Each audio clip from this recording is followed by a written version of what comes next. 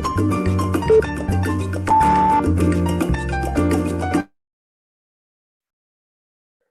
morning and good afternoon, everyone. Welcome to our high-level symposium, Women in Trades, Challenges and Enablers in Construction Sector in Latin America. I'm very happy to greet you all here. We have another amazing international gathering here at hand. We have people and representatives from all over the world, including Latin American and Australian region. So let me share some housekeeping rules for you. Today I will be your host. My name is Albina Gayoso. I am currently engaged with this project as the communication support, and I will be helping you out with all the housekeeping matters today during our session. Now, let me share my presentation. Hopefully you will be able to see it now on the screen. I already did the introduction of our symposium and of our amazing sponsors of this event. Today we're going to have representatives from majority of our partners. A little bit of housekeeping for you guys to feel comfortable and to feel well and well cared for during this presentation. This event will be streaming live on Facebook as well. So if you want to share it with your friends or colleagues, you are more than welcome to jump on our Facebook pages. And we're streaming it in 2 languages, in English using our Facebook page, Women Build UN, and in Spanish, Mujeres Construimos UN as well. This event, when you are in the event right now in your Zoom presentation, you can switch between languages into English and into Spanish. There is a special interpreter button at the bottom of your Zoom screen, and you will be able to choose English or Spanish depending on your need. And of course, when you're joining the presentation, feel free to update your name and status to your full name and your organization. And we kindly ask to keep your video and audio disabled during the presentation, so we won't interrupt the flow of our speakers. And of course, we have a special Q&A section at the same section where you can find an interpretation button. You can find a Q&A section where you can submit your questions. And if you have questions to a particular speaker, just make sure that you put down the name and your question. And we are going to have a special allocated time, a roundtable for discussion for our presentations. Hopefully that covers all the main housekeeping matters. Just make sure that you stay up to date and switch between the languages if needed. I would also like to begin this presentation by acknowledging and paying my respects to the Awabakal and Waramai people, the traditional custodians of the land in which we are gathering today. I would like to pay my respects to their elders past, present and emerging, and I acknowledge all Aboriginal and Torres Strait Islanders here today, also paying my respects to your elders past, present and emerging. Thank you so much for your attention, and we will be moving to the schedule of our event. We will start with introduction by Professor Robin Eversole, and we're gonna move on and continue with our presentation throughout the program. Without further ado, let me present our next speaker, Professor Robin Eversole. She will do the introductions of our symposium, and I'm gonna stop sharing my screen and give the floor to Professor Robin.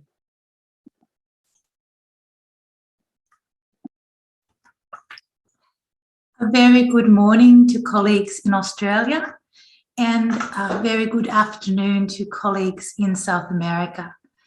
It is my very great pleasure to be with you today for the high-level symposium on women in trades. I'm speaking to you from northwest Tasmania. This is Palawa country, and I also would like to acknowledge the traditional custodians, the Indigenous peoples of Tasmania. Our aim today is to share knowledge across boundaries. That's something I'm very passionate about. We live in different countries, in different parts of the country, and we share a similar interest. We're interested in how to increase the representation of women in the construction trades. This is an important issue globally, and by sharing knowledge with each other, we can actually learn how to progress this agenda more quickly by learning from each other. I'm here today on behalf of my colleagues in COALA, the Council for Australia-Latin America Relations, and our work is very much about building linkages between people, particularly between Australia and Latin America countries. And our event today is a wonderful example of these kind of connections. I was reflecting on the topic for today. I looked up some numbers because I'm a researcher. I did not realize in Australia, the construction industry employs over 1.1 million people. It's a very big industry. I was also interested to see that even in Australia, where I think we have made some good progress in gender equity, in the construction industry, only 14% of our people are women. That's still very low. So even in Australia, we have a long way to go. Indeed, employed women, those of us who work, only 3% of us work in the construction industry. I know when I was growing up, I probably would not have thought of it as an option. And I remember when I have done work in Latin America, often I have met women who are on the edge of the construction industry, maybe have been interested, have wanted to be part of the industry. But there are what we would call obstacles, and I think that's what we're here to talk about today. And these obstacles are global, and they're based in gender, and they're based in expectations about what women do. But what's very exciting is that in Latin America and in Australia, there are women every day that are challenging those expectations and that are showing that women have a great deal to offer to this industry, as with others. The underrepresentation of women in the construction trades matters. It matters for women who would like to go into this field, but maybe feel like it's not possible for them. It matters for them to be able to use their skills and talents in a way that makes sense to them and to have successful careers in this industry as workers and as entrepreneurs, as business owners. This issue also matters for the industry itself and for firms within it. You've all heard of the diversity advantage, the advantage we get from having people who think differently, who see the world differently within an organization. Women bring a great diversity advantage, as do people from different backgrounds and ways of life. The more diverse our industries are, the more innovative they are. Finally, this issue matters for our economy. It matters for our society to have successful businesses, successful industries, and visible role models for young women to see that actually I can do this, and this is a career path where I will be accepted and where I will be able to use my skills. One thing that I'm hoping we can do together today is to really unpack the reasons behind the issue. This is not a women's problem. This is a social problem that we are seeking to address. And as a social issue, it is very tied up with the idea of gender. I'm a social researcher, so I work a lot with the concept of gender. And gender is a social idea. It's ideas about what men do, what women do, what social roles are, and what identities and expectations come with that. Now, because gender is a social idea, the idea can change.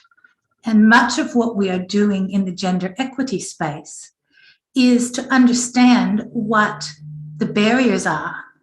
And those barriers are often not anything to do with women. They're to do with the social context in which women operate, where they may be made to feel uncomfortable about certain career choices, or where perhaps there are not the social supports to deal with things like gender expectations around caring for children, caring for family members. And that caring work is often a barrier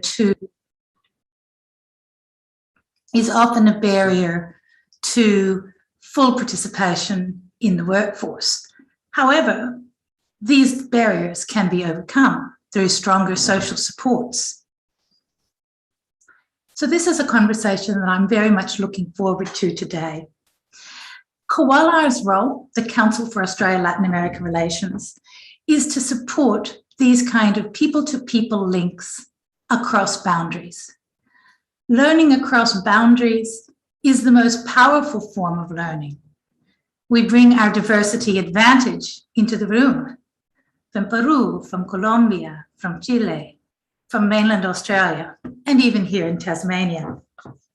I would encourage everyone here today to take advantage of this fantastic opportunity to learn from people in the construction industry, from women, from researchers, from those of us who have experience on the ground. And that as a result of our conversation today, we can empower both women and the industry and our societies to be more inclusive and more innovative. Thank you so much. I look forward to the conversation.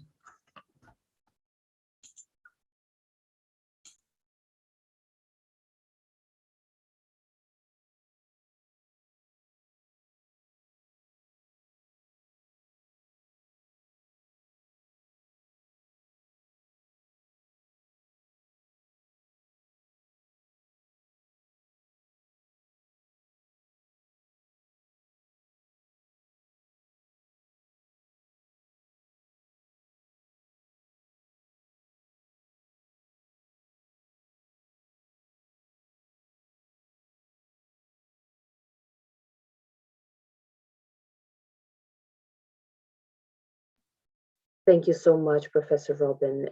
Thank you so much for such an amazing introduction of our project and what we're doing today. And let me just share a brief bio for Professor Robin and her amazing achievements in her field. She's the author of the Knowledge Partnering for Community Development, Regional Development in Australia, and many more amazing works that we highly recommend to take a look at when we are talking about regional and rural development. Her work in general explores policies and practices of development as they play out in the real world setting and the roles that local communities and their institutions play in creating social economic change. Thank you so much, Professor Robin. You did an amazing introduction to our symposium today. And let me introduce our next speaker.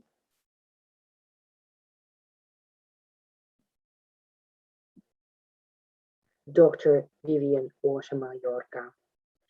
She is representing Pontifical Universidad Javeriana, Colombia. She is a civil engineer. She has master's in concrete engineering and doctorate in construction engineering and environmental management.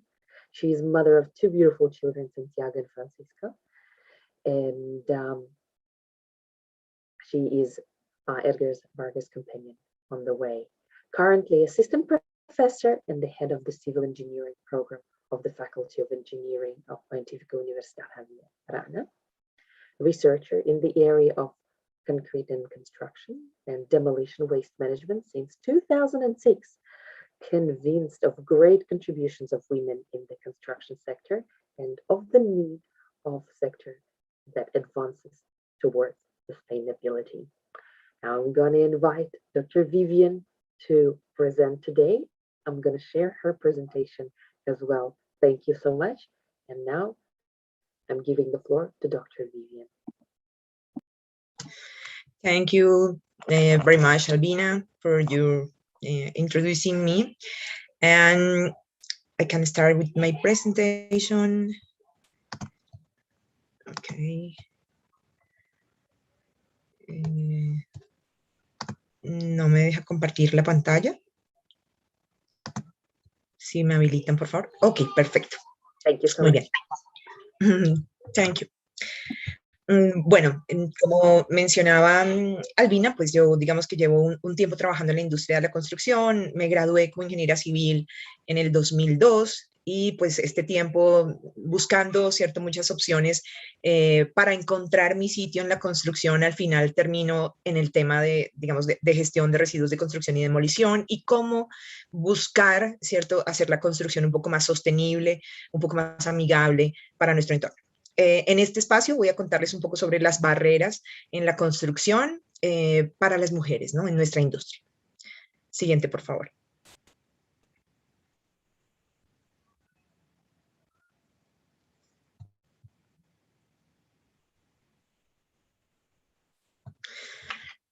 Bueno, aquí ven ustedes un muro de reacción, un muro de concreto gigante. Digamos que el concreto ha sido mi compañero durante mucho tiempo y los últimos años de mi trabajo. El concreto es un material pues, muy importante en la industria de la construcción, el segundo material más empleado en el mundo, y para mí tiene un valor, digamos que muy importante en el desarrollo de mi carrera. Como les mencioné, trabajaba en los temas de gestión de residuos de construcción y pues digamos que mi tesis doctoral la enfoqué en el uso de agregados reciclados en el concreto, ¿no?, para fines estructurales, no estructurales, buscando, como mencioné, dar como este aporte a la sostenibilidad. Y cuando trabajaba en el concreto empecé a encontrarme con algunos, por ejemplo, chistes o maneras de decir de forma graciosa, referirse al concreto. Y algunos de mis compañeros, ¿no?, decían es que no debería llamarse el concreto, sino la concreto, porque es un material que no lo entiende nadie, es un material complejo. Y al final, claro, cuando empiezas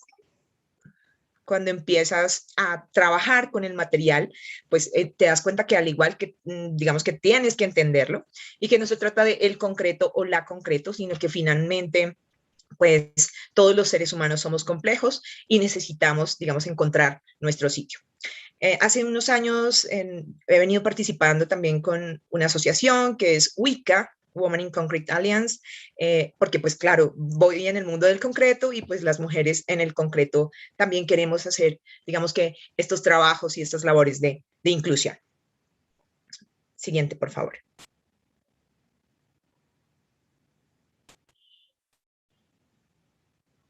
Cuando hablamos de estas barreras en las que nos encontramos hoy, pues encontramos varias, ¿no? O sea, yo tuve la experiencia, digamos, de trabajar haciendo concreto, cuando estuve haciendo mi tesis doctoral, hice varios metros cúbicos de concreto para hacer mis ensayos, porque además trabajamos fundiendo elementos.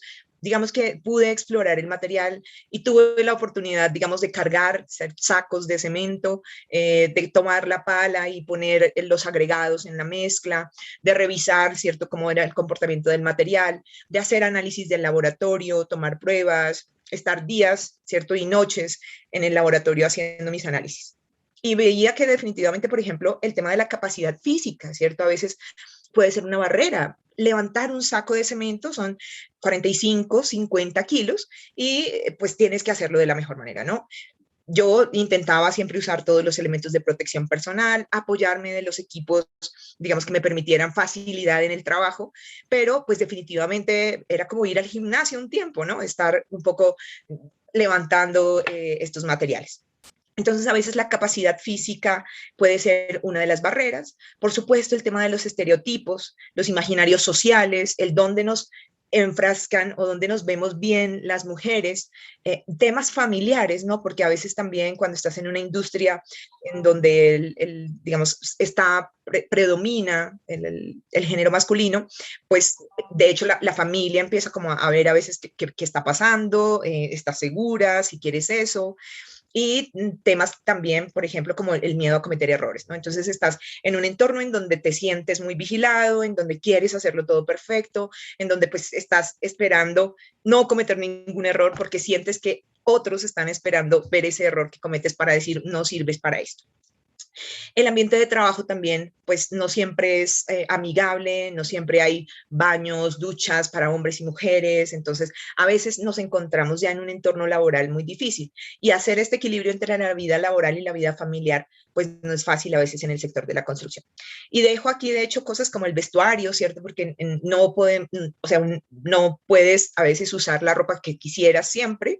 De hecho, pues yo ya nunca voy a hacerme las uñas o a peinarme el pelo, ¿cierto? Sino que estás, digamos que en otra disposición, pero por supuesto lo que quieres es un vestuario cómodo, un vestuario que te permita, digamos que hacer ciertos trabajos, ¿no? Yo cuento, pues, por ejemplo, desde mi experiencia haciendo concreto, hoy soy la directora de carrera del programa de Ingeniería Civil en la Javeriana, es otro cuento, cuando voy al laboratorio es un poco a ver lo que van haciendo los chicos de investigación en temas de pues, el uso de materiales reciclados, pero ya lo veo, digamos, desde otro lado. Así que tenemos varias barreras por superar, por cruzar. Estos simplemente son esos puntos que necesitamos sobrepasar. Siguiente, por favor.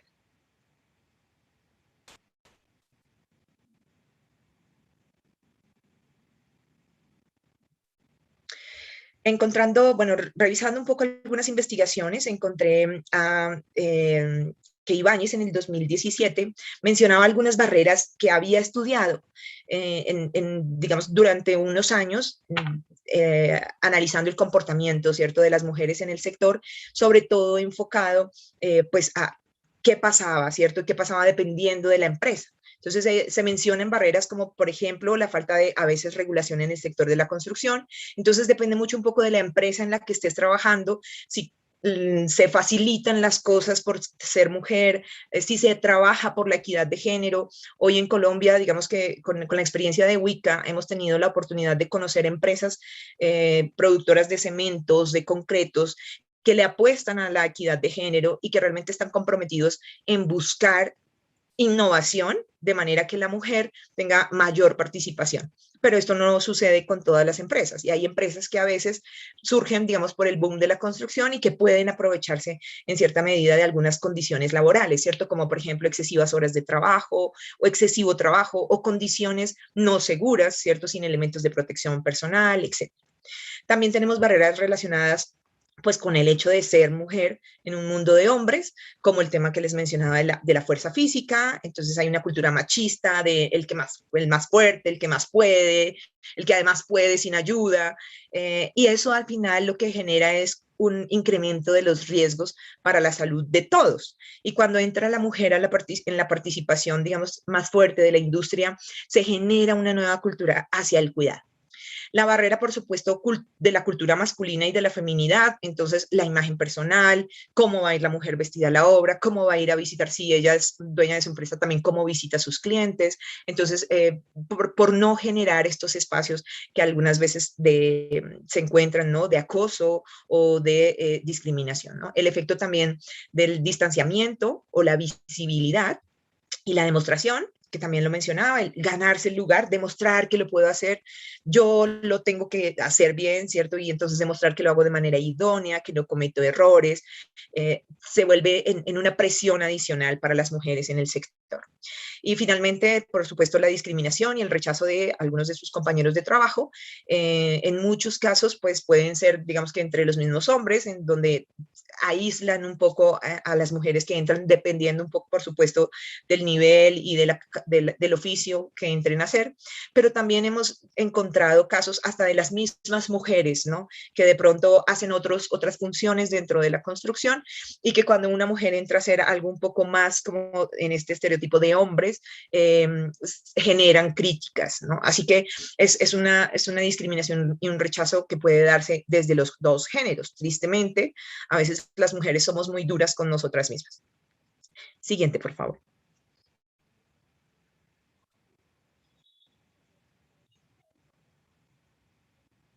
Por otro lado, Afolabi en 2018, en una investigación que se realizó en Nigeria, la anterior era de España, esta es de Nigeria, en un análisis cuantitativo donde evaluó, digamos, entrevistó 120 mujeres durante 2 años, trabajando en la industria, digamos, de la construcción hacia empleos verdes, ¿no? Y entonces analiza un poco cuáles son esas preocupaciones, cuáles son esas barreras que ven las mujeres para trabajar allí.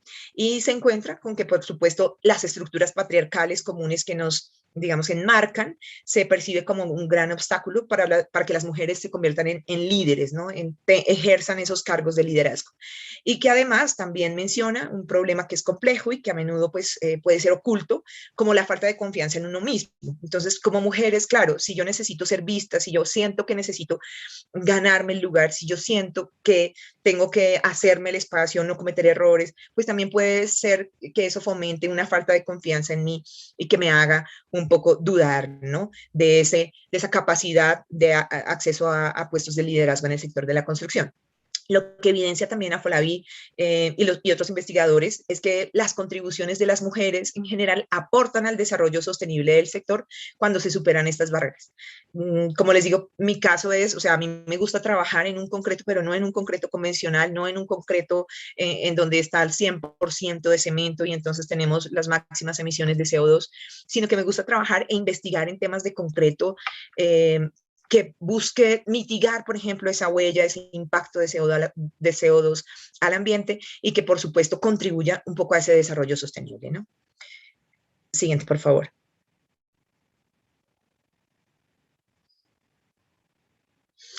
Y encontramos ciertas brechas, por supuesto, ¿no? Dentro de todas esas barreras hay brechas en educación. En Colombia este es un gráfico de cómo las mujeres, digamos, en tercero de primaria no hay diferencia entre hombres y mujeres, entre sus capacidades, por ejemplo, para las matemáticas, y mientras que, por ejemplo, en capacidades para el lenguaje, las mujeres tienen un poco mejores capacidades, ¿no? Pero el tema del lenguaje se va perdiendo en el tiempo y entonces las mujeres pierden un poco esa ventaja. Y por otro lado, frente a las matemáticas, en el tiempo se va haciendo más grande esa brecha, ¿no? Entonces, cuando llegas, por supuesto, a la educación superior, te encuentras que muy pocas mujeres acceden a este tipo de, digamos, de capacitación. Siguiente, por favor. Concretamente en la Universidad Javeriana, nosotros tenemos, digamos que de promedio, están ingresando más o menos un 30% casi de mujeres por cohorte. En este momento tenemos estudiantes activos, digamos, en los últimos periodos, eso, 29.3 mujeres, 70.7 hombres. Sin embargo, cuando ves las graduaciones hay un ligero cambio y encuentras, observas que, digamos, las mujeres suelen graduarse más mujeres que hombres. Cuando revisas en el programa qué pasa un poco, encuentras que los hombres suelen retirarse más del programa, que las mujeres son un poco más perseverantes, por llamarlo de alguna manera, y que se mantienen.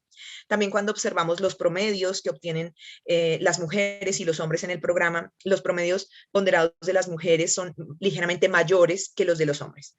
Y la siguiente diapositiva va en relación a esto, con lo cual podemos también pasarla rápidamente. Sé que estoy sobre el tiempo. Esto es un poco también como ver un poco en un histograma cómo funcionan nuestros promedios y evidencia lo mismo, ¿no? Simplemente que las mujeres suelen tener notas, ¿no? Promedios de notas mejores que los hombres. Siguiente, por favor.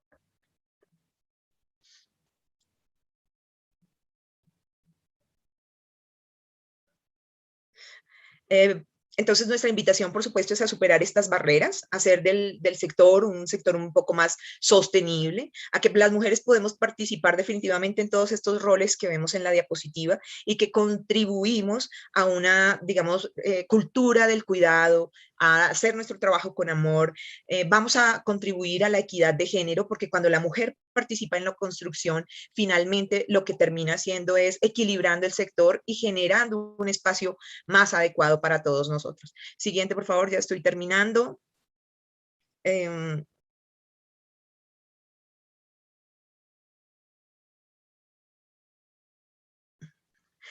Entonces, equidad de género, la mayor participación de mujeres en nuestro sector, va a hacer que definitivamente tengamos mejores prácticas, tengamos un mayor cuidado, haya innovación en nuestro sector. Entonces, cuando en una mixer están cambiando el material de la, digamos, de la cuba, de la cuneta que tienes que bajar, entonces eso es bueno para todos, no solo para las mujeres. Reduce el peso y hace que todos, digamos, tengamos mejores condiciones de ergonomía en nuestro trabajo. Siguiente, por favor.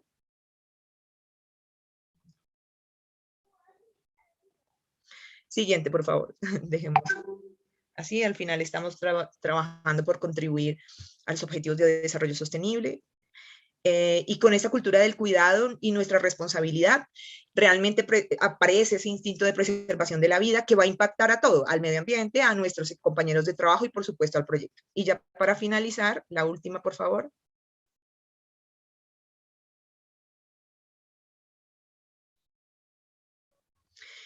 Digamos que la invitación es a continuar en estos espacios para que contemos historias, para que rompamos paradigmas, estereotipos y nos motivemos unos a otros, ¿cierto? Hombres y mujeres que trabajamos por una equidad de género en el sector. Estos son mis hijos y ellos están ansiosos de que haya esta equidad que nos permita equilibrar una vida laboral y familiar en el sector de la construcción. Thank you very much, Albina. Thank you so much for keeping on time and making such an extensive presentation in such a short period of time. We really appreciate your keeping strict to our timeline. Thank you so much for your presentation. And of course, again, without further ado, I will continue with our next presenter. And again, let me share the slides with you.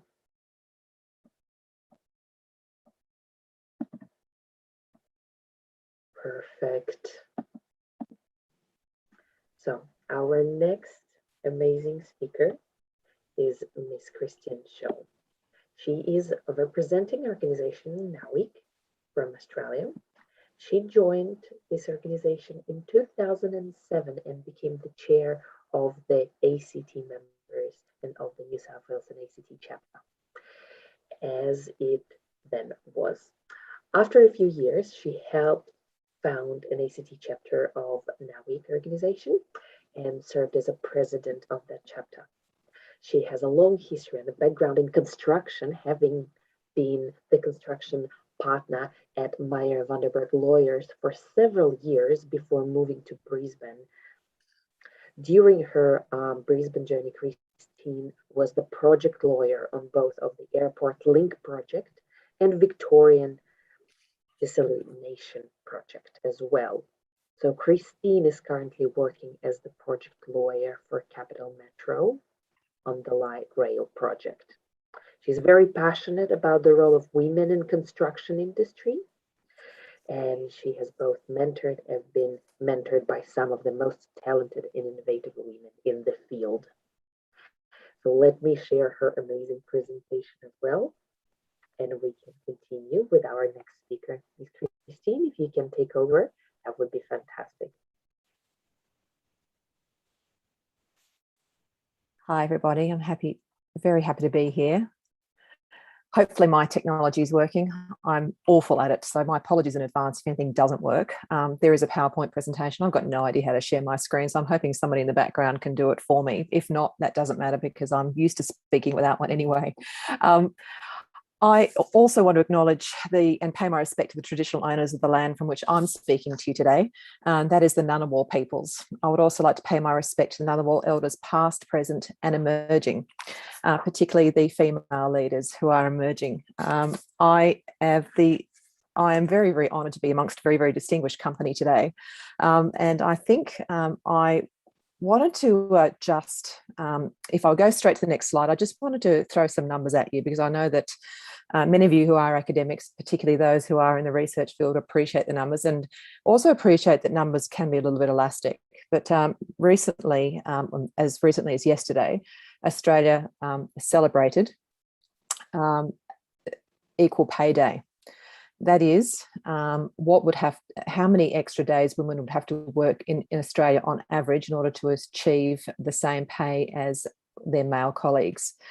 Now, in the construction industry, so that's based on a gender pay gap of about 14.2%. In the construction industry in Australia at the moment, that pay gap is sitting at 26.1%. So we would still have to work another month before we could catch up with our male colleagues in construction.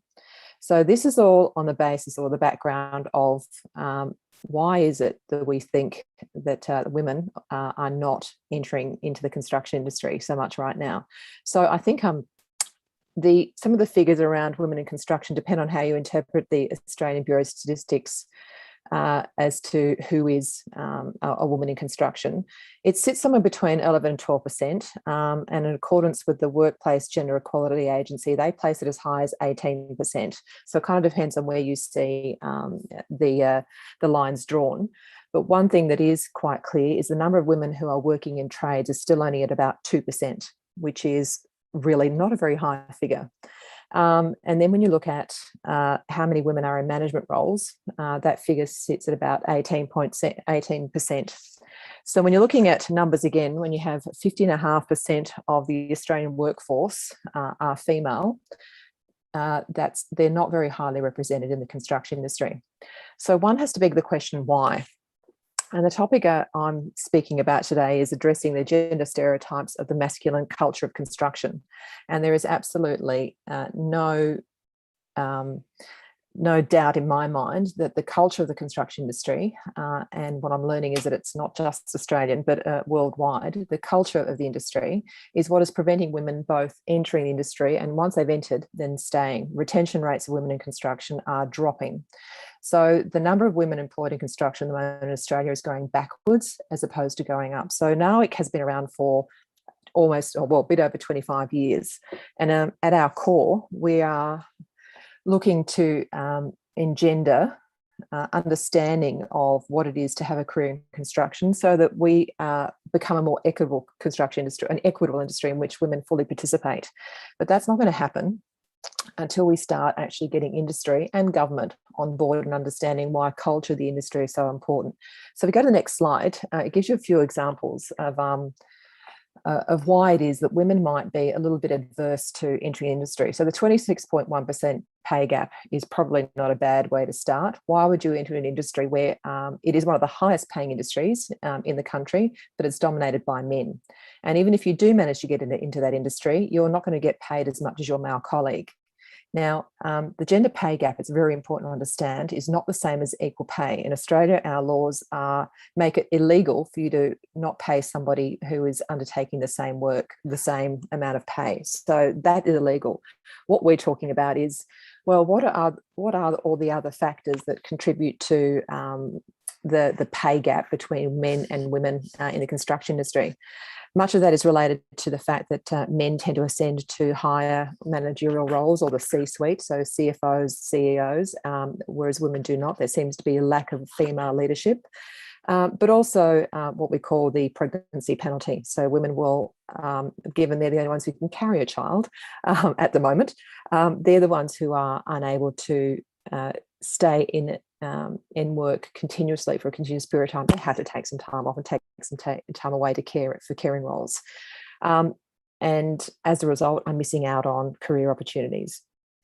The industry also is known to be one of the most rigid and inflexible industries out of all of the other industries, and that is nobody really is very clear what that's based on, other than there are very, very strict timeframes or for projects to be delivered, and who drives those timeframes, whether or not it's a government client or private client, seems to be what makes it quite a rigid industry.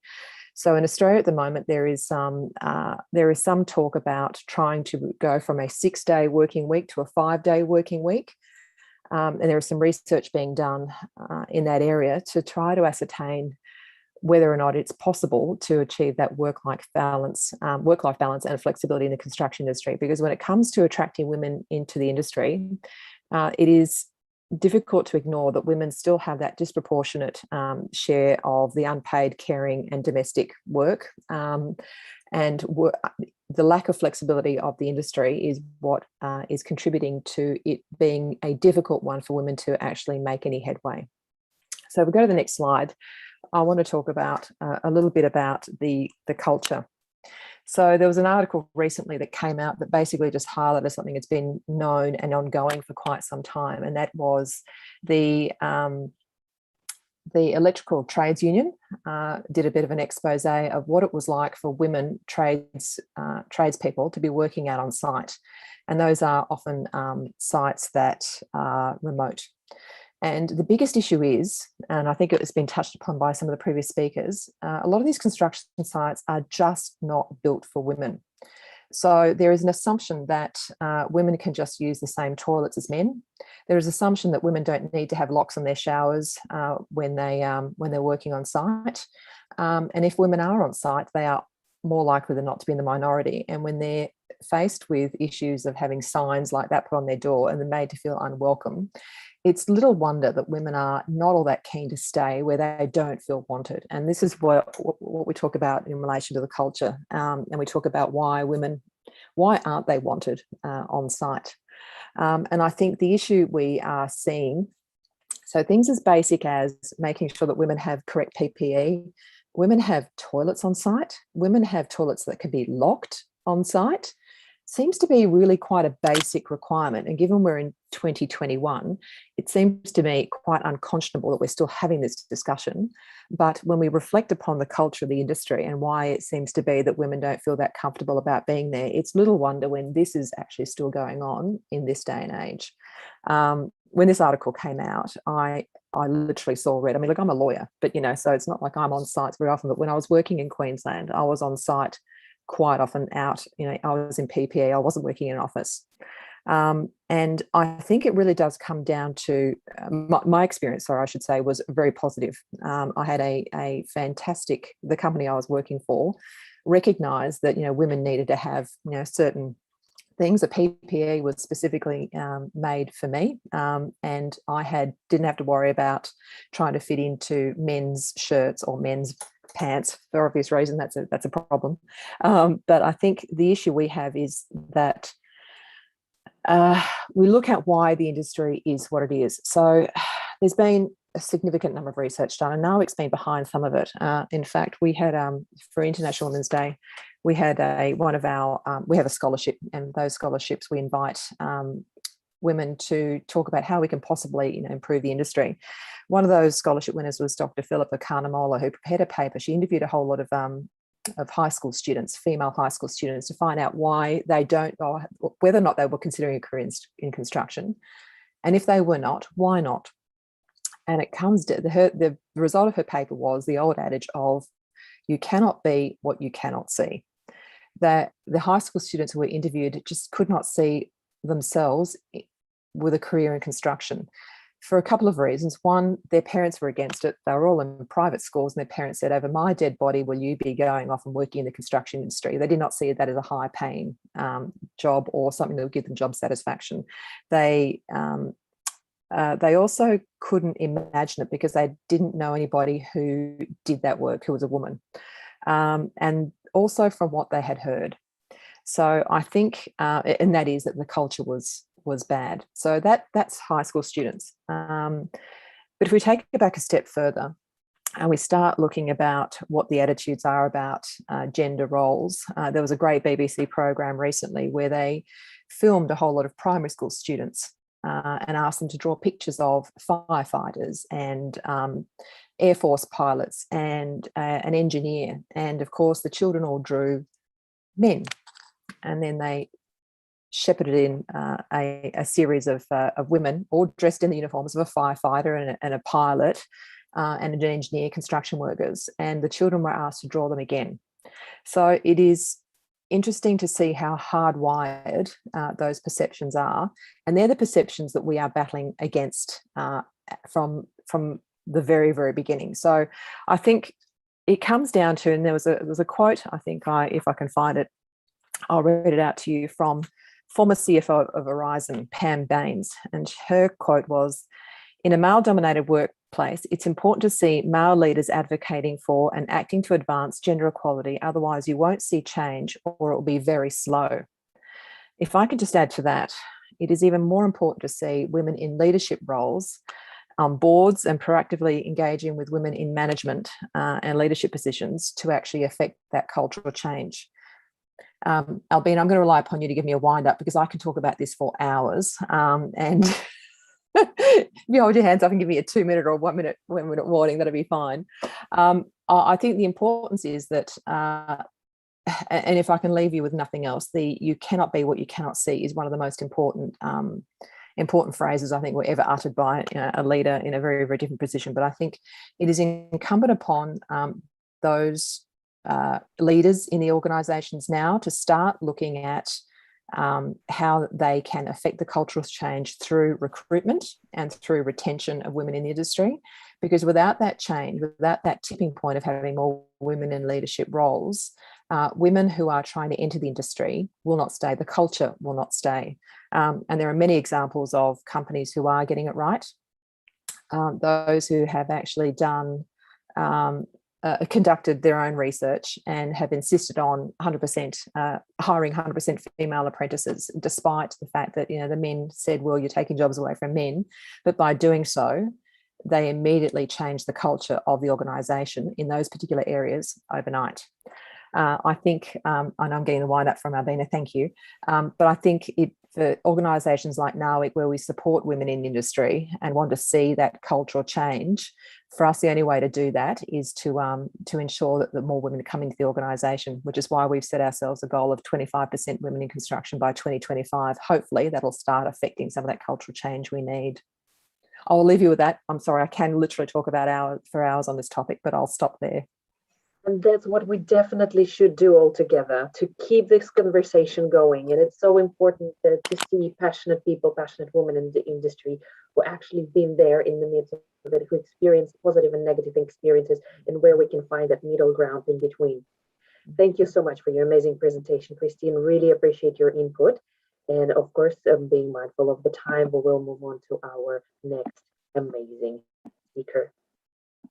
And before we move on, let me introduce you Miss Karina Malaga Sanchez. She is one of our distinguished speakers today, and my computer decided to slow down my sharing a little bit. I will have her bio for your information in a second. Perfect. So, Karina, she was born into a simple family, and she pretty much built her own career from scratch. She graduated as an architect at the age of 21, and she founded a design and construction company without any resources and worked in the interior of Peru for many years. She felt that there was never a motivation more than desire to do things well and to get ahead in Peru and in construction crisis. With a very, very high level of gender inequalities. Karina acknowledges that the biggest challenge of the time was participating in a men's business as a young woman and a woman in general. And that is why for 12 years, her goal has been empower women, provide opportunities for growth, and focus her company's sustainability and support for young women and girls in the industry. So now, without further ado, I will invite Ms. Karina to do her presentation with us, and she is more than welcome to share her presentation, and I'm giving the floor to Ms. Karina. Thank you. Thank you, Albina. Do you listen me? It's okay? Yes, we can hear you very well, and we can see you very well as well. Okay, thank you, Albina. Thank you to teacher Robin, to Christine, and to Vivian. Very interesting presentations. I'm going to share my presentation and to talk in Spanish. Sorry, my English is not so good, but I'm getting better.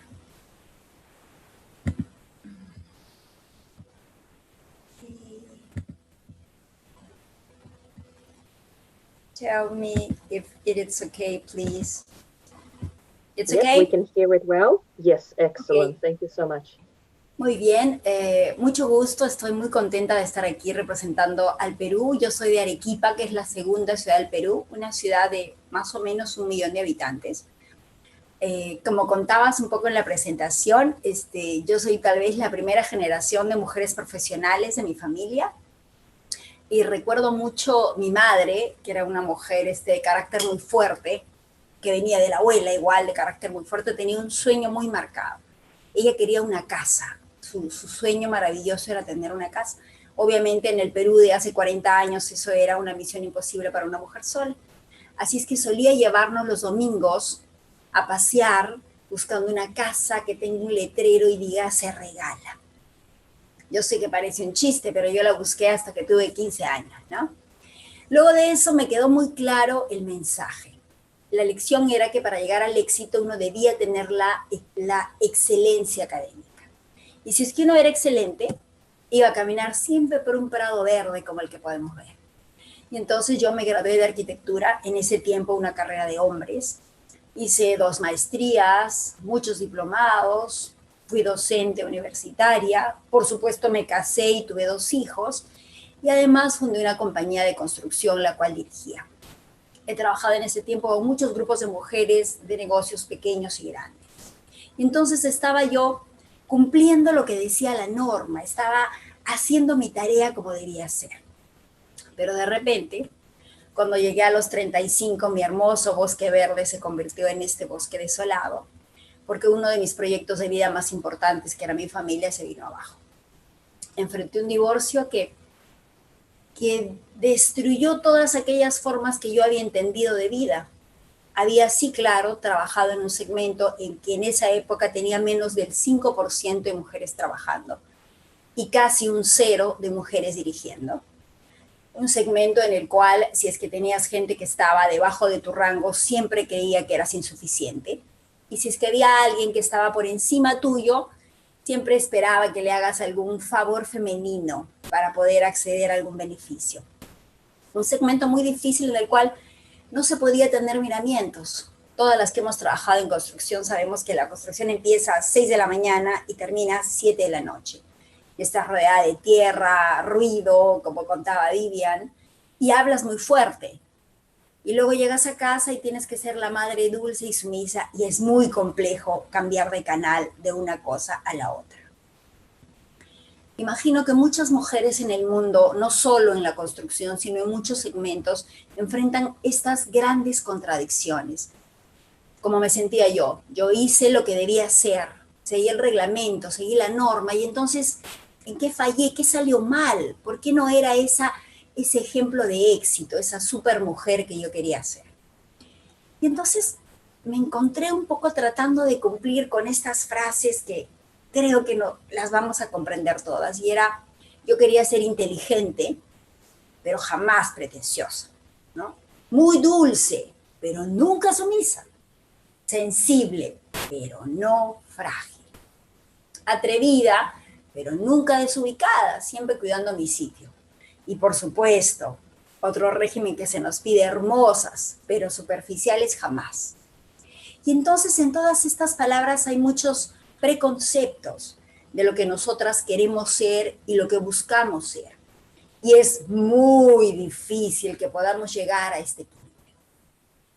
En esta ruptura personal es que yo recuerdo esta anécdota que les contaba al principio de La casa se regala, y busqué un lugar en el cual pudiera abrir un hoyo y enterrarme con mis 2 hijos, que eran muy pequeños en ese momento. Así es que compré un pedacito de tierra árida como la que ven, una tierra muy chiquita, 200 metros, sin agua, sin luz, sin desagüe, sin acceso vehicular. Por alguna razón me hizo muy feliz. Y me tardó como 2 años construir una casa muy chiquita. Este espacio, árido y sin servicios, se convirtió para mí en un punto de inicio. Y les cuento un poco la analogía porque fue, además de un punto de inicio personal, también un punto de inicio profesional. En lo que se convirtió esta casita, que me ha traído muchas lecciones, es en este espacio. Recuerdo mucho, después de 2 años de construcción, con las dificultades de la zona, el colocar la última puerta, ¿no? El entender que mi proceso personal había sido hacerlo todo en orden, es más, hacerlo todo al reto, hacerlo todo en un mundo de hombres, y aún así no alcanzar ese éxito que yo estaba buscando. Y esta casa era más o menos lo mismo, sin acceso, difícil, sin poder llevar materiales, que tenían que subirse a mano o con burros, pero sin embargo, tanto la casa como yo estábamos de pie, estábamos allí, Y entonces empecé a entender que probablemente nuestra visión de la construcción, de nuestra autoconstrucción y de la construcción del espacio, tiene no solo que ver con la madera, el acero, el concreto y esos elementos que conocemos, probablemente también con la tenacidad, la energía, el viento, el sol, y que nosotras con esa capacidad podemos aglomerar todos estos elementos, sin olvidarnos realmente que ahí está nuestra fortaleza. Esta casa que han disfrutado mucho mis hijos cuando eran chicos, porque ahora ya se fueron, reúne muchos de estos elementos nuevos a constituirse y muchas de las preguntas que yo me he venido haciendo durante este tiempo. Recuerdo mucho una de las anécdotas durante la construcción en la que había un árbol al costado del terreno muy chiquito y yo estaba decidida a moverlo. Entonces se acerca mi hija en esa época de 8 años y me dice, bueno, mamá, ¿vas a tirar el árbol? Y yo tratando de disimular, por supuesto, le digo, bueno, solo lo voy a mover más allá. Y me pregunta, ¿y quién llegó primero, el árbol o tú? Claro, no tuve opción y como ustedes ven en la foto, el árbol ingresa por la ventana y sale por el techo. Y este punto puso también una marca en mi ejercicio profesional. Nosotros tenemos el orgullo de haber sido los primeros en el Perú de trabajar con energía solar para vivienda. Tenemos certificados la 14001 de medio ambiente, que es una calificación muy difícil para la construcción. Y trabajamos, investigamos sobre el tema de la sostenibilidad en la construcción. Y quiero resumir en algunas frases que me han quedado muy aprendidas de esta experiencia personal, y era que esta felicidad y este equilibrio son una decisión, no son un hecho anecdótico. Es cierto que nos enfrentamos a un medio difícil, pero en muchos casos nosotras decidimos el llenar esa complejidad. Queremos hacerlo todo, queremos serlo todo. Como dice un poco la última frase, podemos conquistarlo todo, pero ¿de verdad eso queremos? ¿De verdad podemos ser la supermadre, la supermujer, la supertrabajadora, como decían ustedes, ¿no? Siempre perfecta. Tal vez sea momento un poco de abandonar esa generalidad de lo que nosotras queremos ser o que creemos que el mercado espera, para profundizar en una individualidad y reconocer en realidad a qué espacio vamos y qué queremos. Creo que una de las cosas geniales del ser humano es que nunca es un producto terminado. El hombre y la mujer siempre están en construcción. Y nosotras somos lo mismo, mujeres en construcción. En un negocio de hombres, en un negocio que no tiene espacios para nosotras, en un negocio que siempre nos separa, pero en un negocio además en el que hemos tenido grandes aportes y en el que sabemos que una mujer lo que más necesita es otra mujer que le diga, you can do it. That's all that you need. You can do it. Muchas gracias.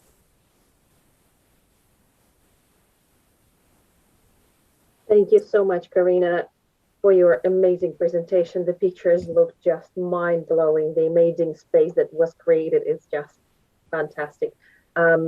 Such a futuristic and design is just unbelievable. Thank you so much. And we also would like to invite all the presenters to pose their questions to each other in our Q&A session. So don't forget to ask any questions from your colleagues and invite everyone for a discussion that's going to be after the next presenter. And of course, being mindful of the time, I will introduce our next speaker. This time it will be Dr. Sirimon Kajanambutra from University of Newcastle, is one of our lecturers here at uni. And let me share his bio with you guys as well so we can prepare to what is coming. He's an amazing, knowledgeable person, and he's a practicing design mechanical and construction engineer with 4 years practical experience working in the construction industry on projects including high-rise apartment complexes, warehouses, multi-story shopping centers, hotels, resorts, office buildings. So he did his PhD at MIT University, where he studied design and implementation of engineering knowledge and management systems in Australia. The thesis was nominated for the Australian Professors Award for the most outstanding thesis. And Dr. Sidimon has worked in Thailand in engineering consulting company and for RMIT University lecturing. And now he is involved in, he also was involved in Sustainable Built Environment National Research Center at Symposium University, and now he's part of our Architecture and Built Environment faculty with university. So without further ado, I will invite Dr. Sidimon to join our conversation. Thank you so much, and I will share your presentation in a second. Thank you. Thank you very much, Albina. Being mindful of the time as well, I'll try to make it short, concise, so we can then carry on to our next activity and have more time for fruitful conversation. I'm going to share my screen now. Could you please allow me to share my screen?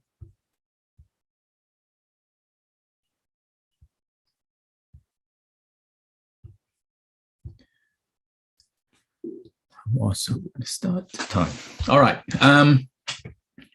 Thank you very much for giving me an opportunity to come to discuss about the problem that female encountering in male-dominant construction industry. And the topic that I'm going to talk today is about building a support system in the construction industry for women. So the discussion and presentation outline, I'm going to start with context setting, and then going to bring you what research has shown about the problem that female encounter in construction industry, and then end up with what can we do? How can we move forward? Being mindful help me as well, because I'm already now sharing the screen. I can't see the chat window, but I'm already start to time my presentation. In construction industry, there are two distinct groups of women who participate in construction industry. The first one, female professional. Who are these group of women that we call professional? The professions including something like architects, engineer, quantity surveyor, building certifiers, construction managers, and site managers. And tradeswomen in the construction industry, including people who are doing hard yard jobs such as bricklayers, stonemason, plumber, wall, floor, tiling, roof tiler, glazier, plasterer, carpenter, painting trade, and laborers. This is a very distinct job and responsibility between these two groups. Now, we also need to understand a little bit more about how are they participating in the construction industry. Earlier,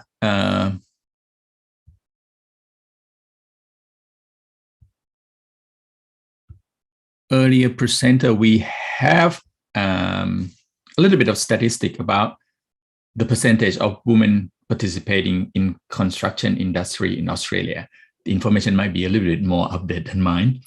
In Australia, construction industry, women account for only around 11%. Probably now, the data now about 14%.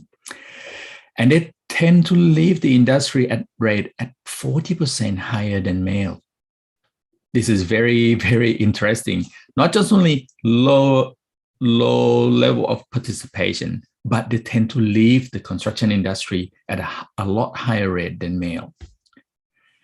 And also in women participation in EU countries is around 10%. This is research from data from research. At the same time, tradeswomen participation is still a lot lower than female professional. In Australia, tradeswomen accounted for approximately 1 to 3%. In Canada, it's less than 2%. less than 3% in the US, less than 1% in the UK and in EU country, 0.4% in Mexico, and 5% in Argentina. These numbers and statistics is very significant. You can see that even women as the same group, there's still two distinctive phenomena happening to women in construction industry in terms of participation. However, in contrast, in the developing countries like India, Sri Lanka, Thailand, for example, because I used to work in the construction industry in Thailand, up to 50% of workforce are women. However, even a lot higher percentage of participation, but their status is still sitting at the bottom of job hierarchy in the construction industry. And work condition and pay also not great. Now, that is the context setting. So far, 3-4 speakers, we have heard some example of the problem that women facing or encountering daily in the construction industry. I would like to emphasize a little bit more and back it up with some literature and categorize a problem into a number of groups. And the problem that female encountering include a lack of a career path compared to male, difficult to get into industry. And this research from Ibanez 2017 is very interesting. The researcher looked at the painting, which is a trade skill workers in Spain, and they found that the career type of female who want to participate in painting job in construction industry, there's 4 or 5 ad hoc types. And many research also mentioned that a lack of mentorship, lack of training that make them difficult to get involved and participate in construction industry. Next problem, gender discrimination. This include or spectrum of the problem that they encounter, from a threatening in verbal or physical form. Sometimes masculinity, female unfriendly on site. The culture is very bad. Gender stereotype, we have heard about this problem already. Workmate rejection. Some of the interview data that George and Luzmore in 2019 in Ibanez, they quote the interview conversation from the female trade woman on construction site. Some of the story are quite scary. So on top of that, you also have sexual harassment, which happen quite a lot, lack of access to proper sanitary facility. I think our previous speaker, Christine, has mentioned that as well. There's some sort of assumption that if you provide one type of facility, male and female can access it. This is a basic fundamental understanding. If the construction company don't understand it and don't get it right, there will never be fixed this problem. And hostile work environment. This is another thing that we still have, the industry is still embedded in their perception that male can do harder work. Their research shows that if you provide a proper tools, equipment, and PPE, both gender can do the job at the same rate. Another sad bit about the problem that women professionals in construction industry encounter is they suffer more anxiety and acute stress symptoms than male professionals. Unfair recruitment, unfair selection, and project allocation. This is tied up with a practice and also bias discrimination in company policy. I'm not saying that all companies are bad, but research shows that many companies, especially a smaller company, construction company, they have been operating in the old policy. Those policy sometimes is unintentionally biased because when they start business way back in the past, they probably only write all of their policy just for male. Now, those companies need to revisit those policies. Work-family balance and multi-role conflict. At some point, when the female start family, having children, and return back to work, these are work and family balance role that conflict that they are encounter. Occupational segregation, both at manager level and on-site trade. The low level of female manager, we can see all sort of number and statistic show. Lack of pay equality, lack of promotion opportunity. Career advancement for women in construction industry involve many factors. Personal, human capital, organizational factor, and overall pattern of the association of the industry. Lack of support, lack of network, mentoring opportunity, and most importantly, lack of successful female role model. And lastly, this is because of I'm academic. Many of us today and in the panel are academic. Lack of literature, lack of research, specifically focus on women and skilled trades. So we need to do a lot more work on this to get to really understand the problem. Now, so far I've been talking about a number of problems, but it seems like these problems are interconnected. That's why I said this is multi-dimensional problem. Fixing one dimension alone might not be enough. Those dimensions I mentioned, including education. We need more apprenticeship. We need more training for female. Early trade women introduction to school kids. We do already work at UON. We already have been doing something very interesting project. We bring school kids to the university and introduce the construction management as a job, as an occupation to them that early. But when we're talking about education, we need more apprenticeship. We also need industry practice to change, give more opportunity to female to participate in that as well. So as you can see so far, these two dimensions between education and industry practice is go hand in hand. Fixing education alone is not going to be enough. And industry practice, they also need to change recruitment strategy, change policy, change how human resource management carried out in the company. Corporate policy, company needs to do more to support female employees. Give them opportunity, provide them with behavioral psychological coping strategy, help them to thrive in their profession.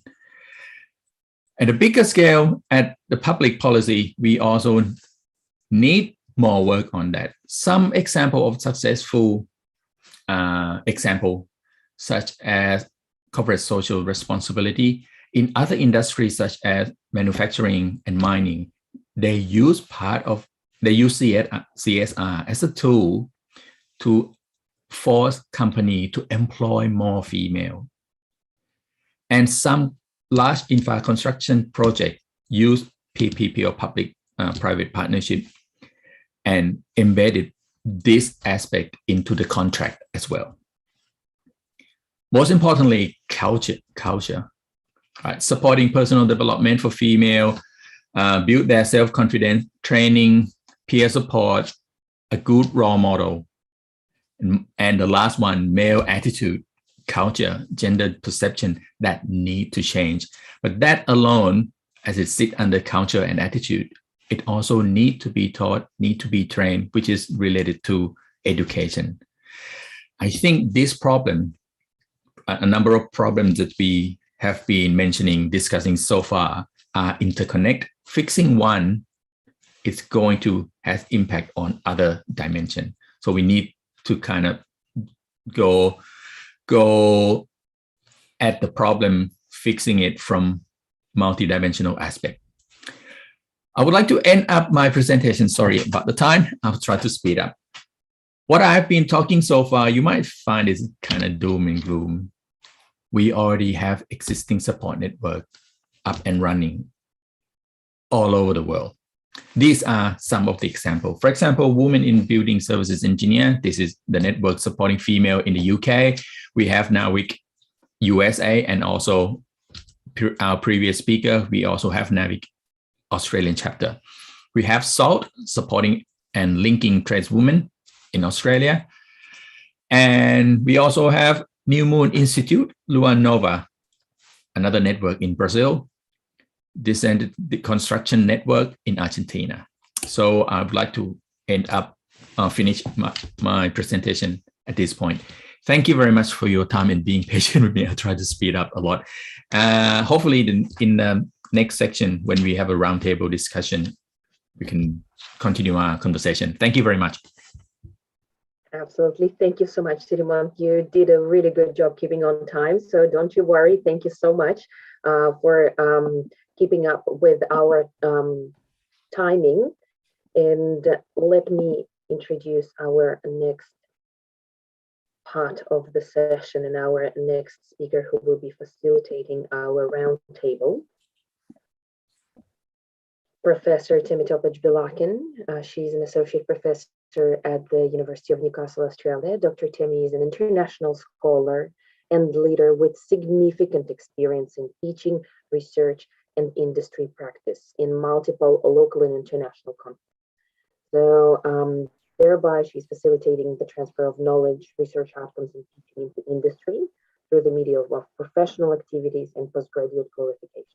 He has led the development and implementation of several innovative projects, and together with strategic partners and the various local and international organizations, as well as indigenous communities. Her interests and expertise include disaster resilience, smart and resilient cities, informatics, maintenance, and adaptive reuse of resources.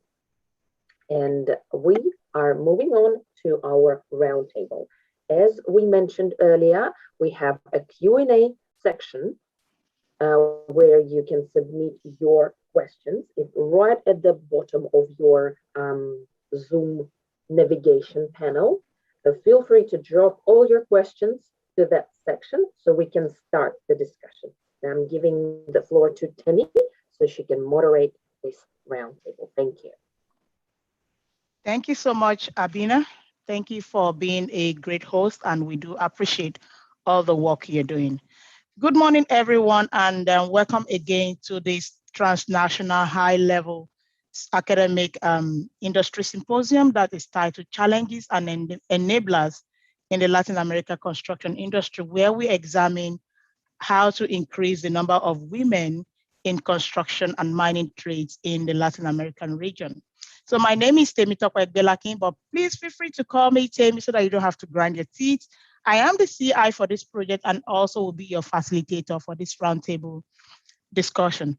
Before I start, I would like to acknowledge the traditional custodians of the lands within our footprint areas, our Kabal, Dankijon, Biripai, Waremi, Wonarua, and the Iroa nations. I also pay my respect to the wisdoms of our elders past and present. Now to the symposium. So the purpose of this symposium, of this high-level roundtable presentations and discussion, is to address the underrepresentation of women in construction trades in Latin America region. From our speakers, we've understood that this problem is global, it's everywhere, whether you are in Australia, whether you're in Latin America, or you're in the US, or you're anywhere in the world.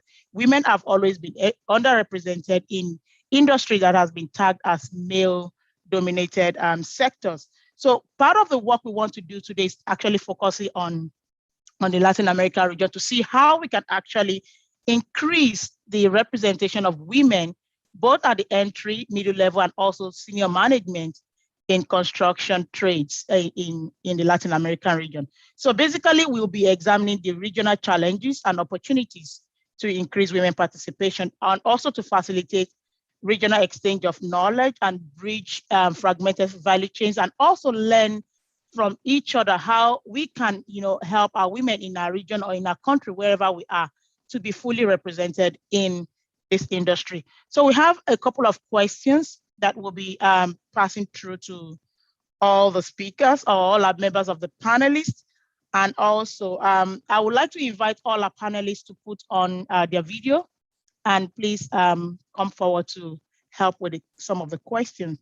So we got a range of questions that I will be asking each member of the panelists, but if you want to contribute or you have some things to contribute, please use the raise hand button to let me know that you are willing to contribute to a particular question that has been thrown to another speaker. Thank you again, and everyone, welcome. So I'm going to start with some of the issues that have been raised. It's very, very interesting to see that a lot of our speakers have talked about some of the challenges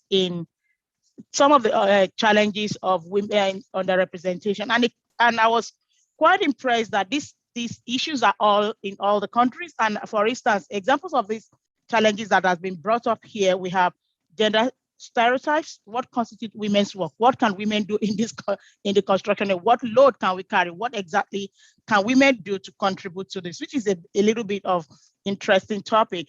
Then also, women and youngest lack exposure and experience to trade vocations. So a lot of work has been done, whether by research or implementation through different organizations. But it's surprising or not surprising that this problem still exists. So definitely there's a gap in what we are doing because we have not been able to achieve our purpose. Then a lot of issues we also talked about work-life balance, and also that women doesn't have a good work-life balance in the industry, and what can we do to make it work better for them. The issue of income gaps was also raised. Slow career progression was also identified. And importantly is the socio-cultural issues, such as the perception of women as being an ultimate or a good worker, a good representative in the industry was raised. Then one thing I found very important is also the lack of connection between employers and apprentices, or employers and women trades, and also the representation of tradeswomen in the media. I think one of the speakers touched, I think was Christine, who talked about that. There was an experiment that they asked kids to draw who a painter looks like, and a lot of them begin to draw men. This particularly happened to me. I have a 7-year-old son. When he was 3, and then they were talking about firefighters in his daycare, and I was telling him, oh, I do climb ladders and I can do this. He said, no, mommy, only men should do that. And I was so shocked because I'm an architect. I do a lot of hands in the house, and it's still my own son who's seen me do this does not even perceive me as somebody who can actually, be a firefighter or work in the construction. He couldn't believe that I'm a builder. That was when he was 3 years old. So these are some of the things that actually motivated me to actually want to be part of this cultural change. So for our first question, I'll be addressing this to Ms. Christine. I would just want to know, because we've talked about all these challenges, where do we go from here? How do we overcome some of these challenges that have been discussed by our presenters, that has even been established in literature? And I wanted to also talk about the roles of the government or industry organizations, academic and public, to overcome some of these challenges that have been addressed so far. Well, thank you. And I think you must have been reading our strategic plan, because that's exactly what we're about to do. Because, and Dr. Sylvia, thank you, because I think your last presentation just nailed all the things we are about to do. And we are tackling the issues from all different facets. So right down from, we are literally writing our own children's book series to start educating primary school students on what the industry looks like, and that is men and women work in industry. So we're going to have not only Bob the Builder, but we'll come up. I can't release the character's name just yet, but we're starting young. For our immediate strategic plan, what we need to see, what we want to see, and what we're focusing on is advocacy on education and on community. And the advocacy part goes to government and industry. So there's no point pointing the finger at just government or just industry. We know that government is one of the biggest users of the construction industry, and if they're not on board, so for example, and I think the example of having requirements in PPPs where we say you must, and we're not just targets. I'm saying you must have X amount of women, employed, and that is just that is, or you're in breach of your contract. Now, industry has come back, and particularly, because I talk to industry about this all the time, they say, that you're setting an impossible task because there's no pipeline of women. And my answer to that is, well, that's also your fault, because what are you doing about ensuring that there is a pipeline of women? So pathway programs, going to schools and saying, particularly tradeswomen, because we're only at 2%, excellent, we're going to take you out of high school and we are going to hook you up with employers and start providing your apprenticeship whilst you're in high school. So when you finish high school, you will have a job to walk straight into. Now, we also recognise that women going into those roles will be probably the only ones out of a group of men. So organisations like NAWIC will set them up with a mentor and say, right, we will shepherd you through this process. Then in high schools, you're saying, excellent, and universities. So how many of you are studying engineering? Lovely. How many of you are actually going to finish your degree, and how many of you are going to go into the workforce? If you have contracts that require taking on students and student engineers, and we've done that with the Light Rail project here in Canberra, we insisted that there be X amount of women or female engineers who worked on the project, or they're in breach of their contract. So that education and that advocacy has to be at both industry and at government, but industry also needs to be educated. And I think that is half the problem. There are a lot of men, when we approach industry, they said, we want to do the right thing, we just don't know how. So actually having conversations with men in senior leadership roles saying, and this is how you engage with a woman. I don't know, toilets on site would be a nice start. It's that simple. So, but they don't see it, they don't get it. They are so in their little lane. But if you stop to ask them, and I find it quite interesting when you talk about male champions of change, which is one organisation that talks about getting more women into organisations, you ask every single one of them why they put their hand up. Suddenly they had daughters who were trying to get into the industry, and they realised what the issues were. Their daughters. So they were blind to it until their daughter wanted to get in the industry. So education, advocacy, education, both government and industry. Thank you so much, Chrissy. That was interesting to see that this is what we're doing here, although it's in South America, is very, very pivotal to what is happening in Australia. And I'm hoping that there will be, that synergy between the regions, between the Latin American and also Australia, to be able to see how we can actually work together, because we already started some work in that. I would like to invite Ms. Karina Malaga to give us some perspective from the Latin America on what are those things what can we do to overcome some of these challenges? Ms. Karina? Thank you, Demi. Bueno, yo coincido con Christine. I share ideas with Christine. En Perú, el Estado, el gobierno no está muy interesado en introducir a las mujeres en la construcción, es la verdad, ¿no? Los altos rangos en el Perú son todos de hombres. Hay muy pocas mujeres y en construcción menos.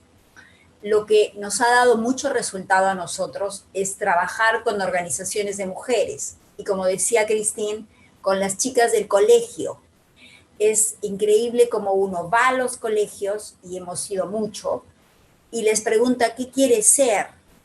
Y ellas quieren ser mamás o trabajar en lo que, si sus padres tienen negocios, o maestras, o policías, porque en el Perú no te pueden despedir de policía, sales y tienes un sueldo.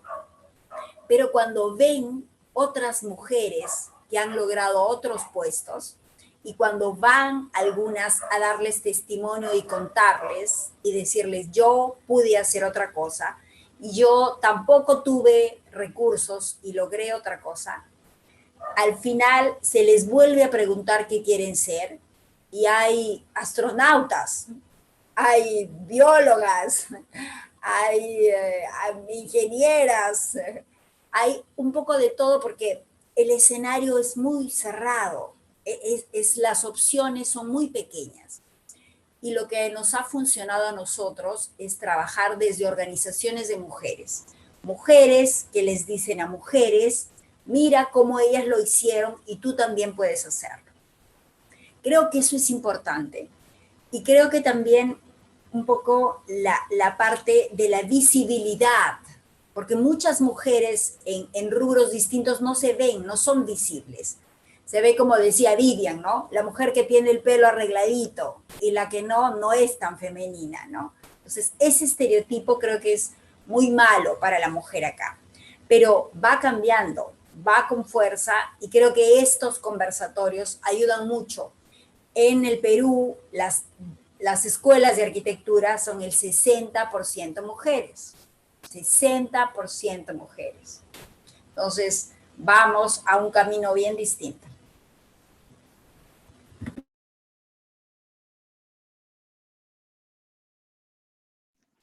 Thank you so much, Karina. That was very insightful. What I picked up quickly from what you have said is about the testimonials of other women, sharing, letting them know that it is possible, that we can do this together. We can, be in a male-dominated environment. We can lead, and we can actually, succeed and also have a family life. We can have it all. So thank you very much. And also you mentioned about the visibility, which is one of the things that I'm also passionate about. And that is why we're actually driving this project, so that they could see that there are a lot of women that are actually represented. And I hope that the project that NAWIC is doing under the leadership of Ms. Christine also addresses that, to see more female representatives in advertisement, especially with advertisement with bunnies. A lot of them, I think 80% of the face of all the advertisement, when you look at those, do it yourself, is always male. So if we begin to see more visibility of women in advertisement, then the girls will begin to see themselves in this role. And also we begin to see more of women in, I'm so happy with the Bob the Builder with female version that is coming. I'm going to be one of the first subscribers to that. And I think that visibility is also very important. And also the not to undermine the role of mentorship is very important, so that you can have somebody to hold your hands while you begin the journey, even right from high school, where the critical decisions have been made. And I also hope that our Latin America counterparts will learn about the role of, engaging them while young, which is, right from the high school is very important, to show them, to demonstrate to them, and to let them know that women can actually be involved in construction. We can climb the ladders, we can carry all the equipment, we can do as much as men can do. So thank you again, Ms. Karina, for that wonderful insight. So I'm moving on to the next question, which talks about gender stereotyping. This is very important. And then I think it's also dear to my heart. And I would like Vivian, Dr. Vivian, if you're still there, I saw you just now, to actually provide us some insights on how we can address gender stereotyping in the construction industry. Vivian? Okay, maybe Vivian, yeah. Gracias, Temi, por tu pregunta. Considero que pues casi que estamos todo atado, ¿no? O sea, cuando estamos diciendo, bueno, ¿cómo superamos estas barreras, cierto? ¿Cuáles son los retos que tenemos? Y donde uno de estos retos fuertes es el tema de los estereotipos. Entonces tenemos que trabajar en esa capacitación desde pequeños. Yo pienso que digamos, la educación es clave para hacer un cambio en las dinámicas. Si cambiamos desde muy pequeñitos, como les digo, cuando nosotros hacemos estudios de cuando las niñas toman decisiones de estudiar ingeniería civil, pues al inicio algunas lo piensan cuando están en primaria, en tercero, hasta en quinto, pero más adelante van cambiando su perspectiva y su opinión, porque ya empiezan a ver que el estereotipo es de niño, ¿sí? Entonces creo que todo esto va de la mano, son labores que se suman y que definitivamente el generar esta conciencia, el trabajar, perdón, que ya están mis hijos aquí, estamos en hora de casi dormir, entonces mis niños ya empiezan aquí, hey mamá. Entonces creo que el generar conciencia, el dar estos espacios en donde no solo participamos mujeres, cierto, chicas, sino que también los hombres apoyan estos espacios, va a hacer que tengamos una, digamos, mayor difusión, que este estereotipo ya vaya cambiando, que rompamos estas barreras, porque cuando trabajamos juntos, cierto, al final todos, hombres, mujeres, es para mejorar la construcción. como les decía, cuando nos contaba, por ejemplo, una operadora de grúa, ¿sí? de torre grúa, y ella decía, yo subo en la mañana y pues los hombres hacen pipí allí en una botellita, pero yo no puedo, necesito bajar, ¿cierto? Y bajar de la torre grúa pueden ser 20 minutos, es tiempo, entonces la obra toma decisiones de hacer entonces pausas en medio de la mañana para poder permitir digamos que esta mujer baje y lo haga. Pero esto termina siendo bueno para todos en el sector, no solo para las chicas, también para los chicos que tienen una pausa. El operador hombre de torre grúa también entonces podría bajar, estirarse, ¿cierto? Hacer algún tipo de movimiento que le permita sentirse más vital. Entonces creo que romper el estereotipo es algo que viene desde la conciencia, desde la capacitación y la educación, y entonces cuando empezamos a impactar desde pequeñitos vamos a poder tener, digamos que unas visibilidades importantes en adelante. Thank you so much, Vivian. That is very interesting to learn about, a few things that we could do about gender stereotyping, which you actually mentioned that we need the support of our male partners. They need to recognize us, they need to appreciate us, and they need to know that we are making an impact as well. So I would like to use this opportunity to invite Dr. Sitimon. He's one of our male representatives here. He's worked a lot in the construction industry. And particularly, I understand that gender stereotype is it's also interwoven or interlinked with sociocultural factors as well. How do we raise, what are those factors in our community? How do we raise up our own community? How do we raise up our children to understand that they are equal partners to male in their workplace environment? So I would like, and also even in our schools, when I studied architecture, and I understand when we work overnight in studios in those days where we don't have computers, we have to share the same studio with men. We sleep on the drawing board in the studios with them overnight and all that.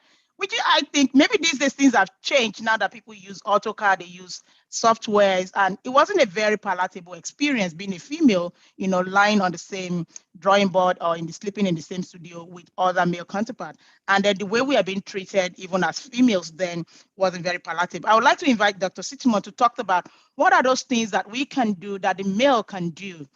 Even in areas of networking, a lot of times women are always excluded. Oh, they need to go and pick up the kids. Oh, they can't come in the evening.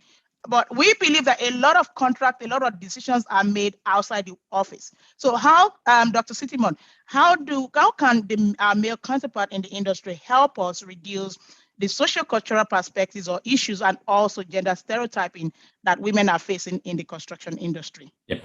Thank you very much for the question. I'll answer this question and discuss about this based on research that I have read about, and also from the experience that I get when I was working in the industry. Let's start with something close to a smallest unit in society, which is family. Yeah, I'm Asian, I'm Thai by birth. I think it must come down to a very smallest unit of the society. Why girls play dolls? Why boys play truck? Why boys has to be blue? Why girls has to be pink? That need to change. Girls can play truck. But in Asia, this embedded still mentality and perception still there. I think it's going to take a little long time to fix. But hoping family unit to fix the way they think might not be enough. It needs a little more reinforcement from school. From the kindergarten, that mentality needs to change from that age. Because what you teach in school, it has to go hand in hand with what children learn from the family.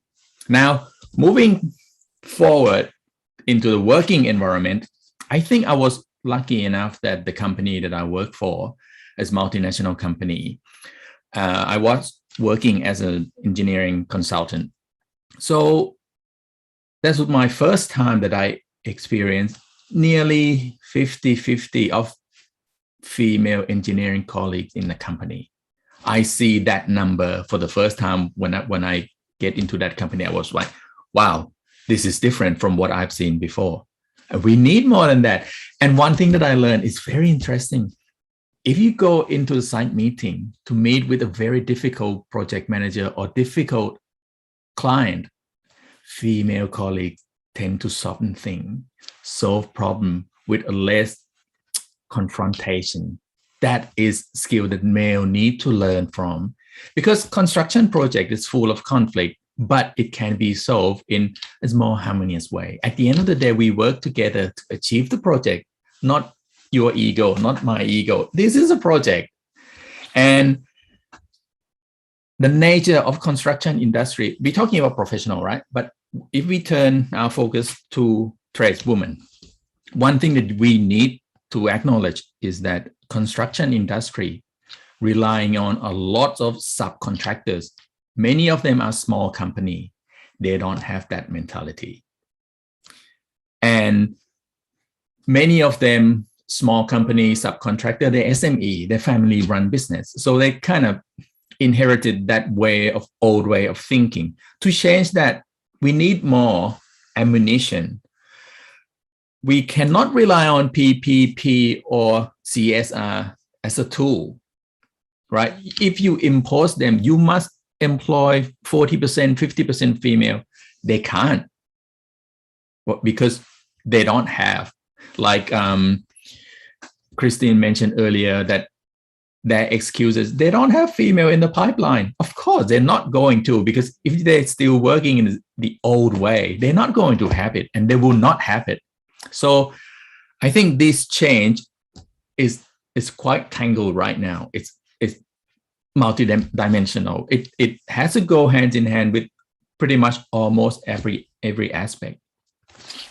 And unfortunately, the scene that I have seen as a trade woman's work as a labor in Southeast Asian construction industry is not a very beautiful scene. Safety is not there. Equal payment, forget about it. It's not there. And I think the situation is getting better, but there's still a long way to go to the point that we can say it's equal. I think this is why the project like what we're doing right now is so important. And I would like to carry it on, not just only finish when the project finished, because this kind of network, I'm really like to work with Kristen, see what can we as an academy can help in any aspect at all, because creating some change, we are part of the society. I really like, sorry that I cannot remember exactly, we are not finished product, we are under construction. I love that. That's brilliant. That's quote of the day. I'm happy now today that I hear that. It's superb. And I think, yeah, it's developmental. We are doing it. The finishing line is long way away, but we're going to keep fighting and make it happen.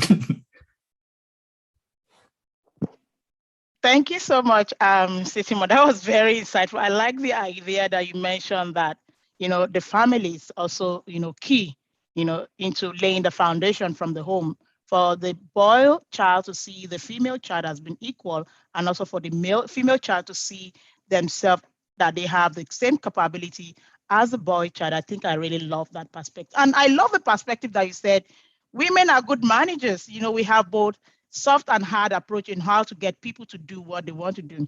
A lot of us, we know that even whether our partners or our kids or the people, we have a way to, smother them, and we have a way when we want to pick up the stick and the carrot. So that is why women are really successful as teachers.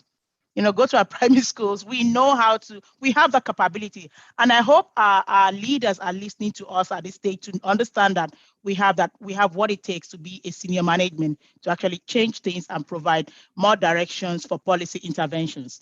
So, Dr. Sittimon also mentioned something about procurement, especially issues around procurement for the small, for the SMEs. So we know that in the construction industry, especially in New Zealand, in the Asia Pacific, where we know that the small the small companies, which is usually mommy and daddy or family, it constitutes the bulk of the subcontractors in Australia and New Zealand or Asia Pacific. So if these subcontractors are there, they are doing all the project, but they don't have the mindset of where we are going to. So I would like to invite Miss Christine. Robin, I'm going to get to you. Miss Christine, to actually talk to us about what is the role of NAWIC, in advocacy to the government about how do we begin to change procurement policies to actually address gender equity in recruitment. Well, pet topic at the moment, because NAWIC has just put in a submission to the federal government because they're actually doing a procurement into an inquiry into the procurement of Commonwealth infrastructure projects. And our submission was, you keep complaining about skill shortages, but you're not looking in one of the most obvious places, and that is women in the industry, because nobody really knows how to fix the women problem. And quite frankly, after COVID and the fact that the whole lot of industries that women dominate in disappeared almost overnight, whereas a lot of money was spent on construction and infrastructure in our country, they have a really bad image problem in relation to providing jobs for the boys. So for us, it was a really simple solution, and we could actually help the government save face by saying, excellent, why don't you start setting more, not just targets, but mandatory requirements that there are more.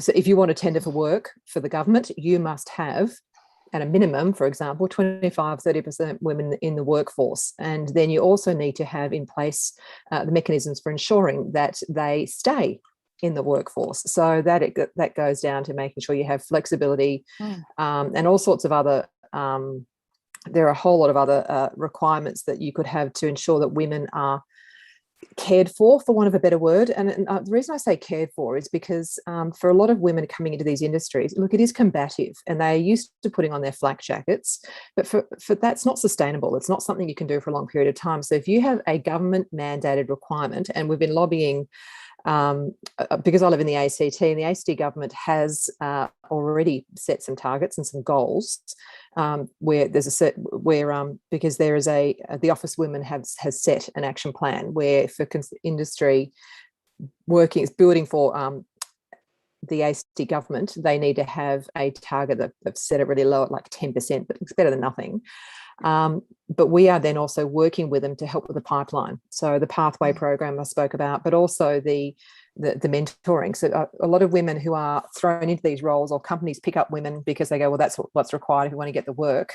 They don't then know how to nurture those women or look after those women in a way to ensure they stay, which is where now it comes into it. So we will literally provide a mentor one-on-one to make sure that those women have someone else they can talk to, or at least we can also facilitate conversations with their employers to say, do you actually get what it takes to actually employ a woman? Have you actually given her the appropriate PPE? Have you ensured that you have given her sufficient flexibility? Because as we know in this COVID environment, sitting behind a desk in an office is no longer a mandatory requirement.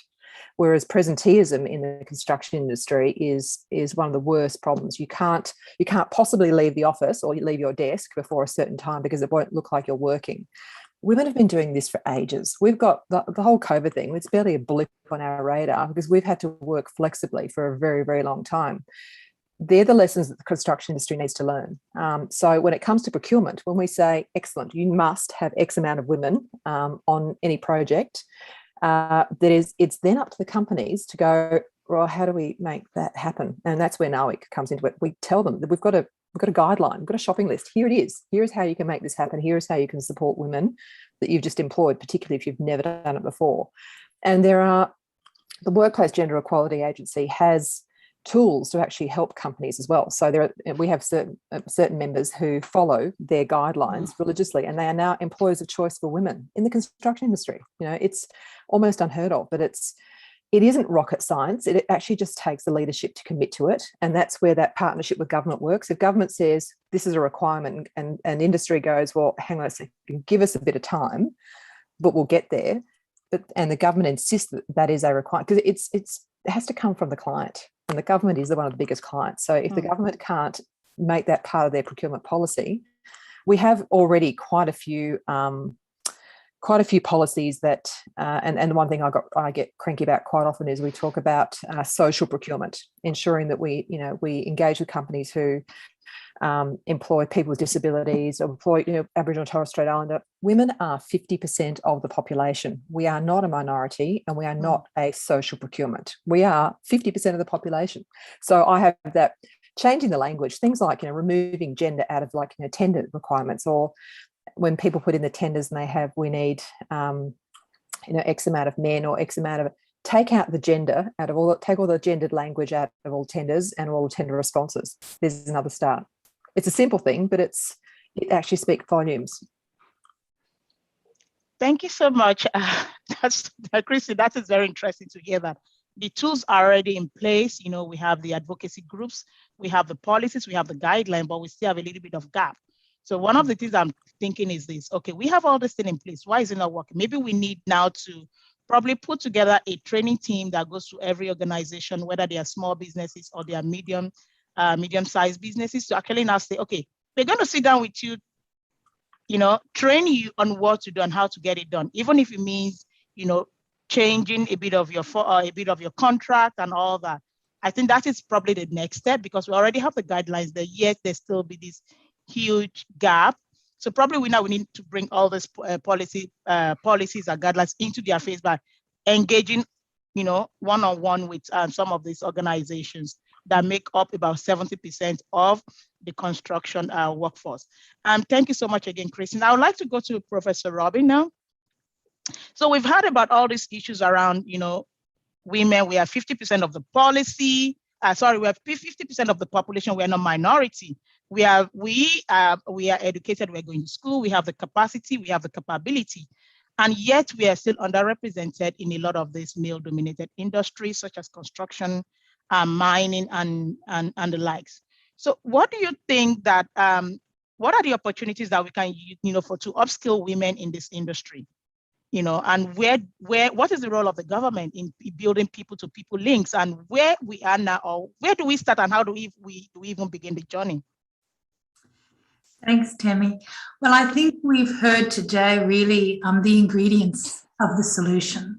And, I think what I've taken away from today is the importance of leadership at all levels. Leadership by women and by men, leadership within the construction industry, but also within the educational sector, within the policy environment, so from government, and also leadership within communities and households to really change culture. I think we do have some examples of some industries that have made considerable progress. Karina mentioned earlier that the police in Peru, I mean, that is a lovely story, how it became normalized to have police women. That wasn't normalized before. Cultures change, industries change.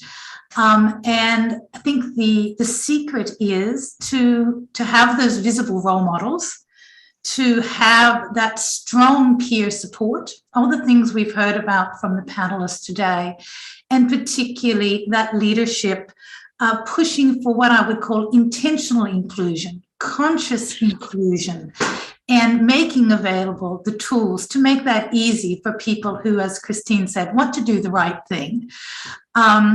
There are tools available, there are approaches available, and I think that leadership is key. This network that you all are building is a fantastic tool for that leadership. I would say that we are a network in construction, and Temi, you have done an amazing job bringing this network together, and I hope that it continues to forge links across people and organizations for real social change in the construction industry. So congratulations to all of you. Thank you so much, Professor Robin. Okay, so just to, it's one very big question that has been on my mind that's actually initiated this project is issues around the impact of COVID on women, especially in the construction industry.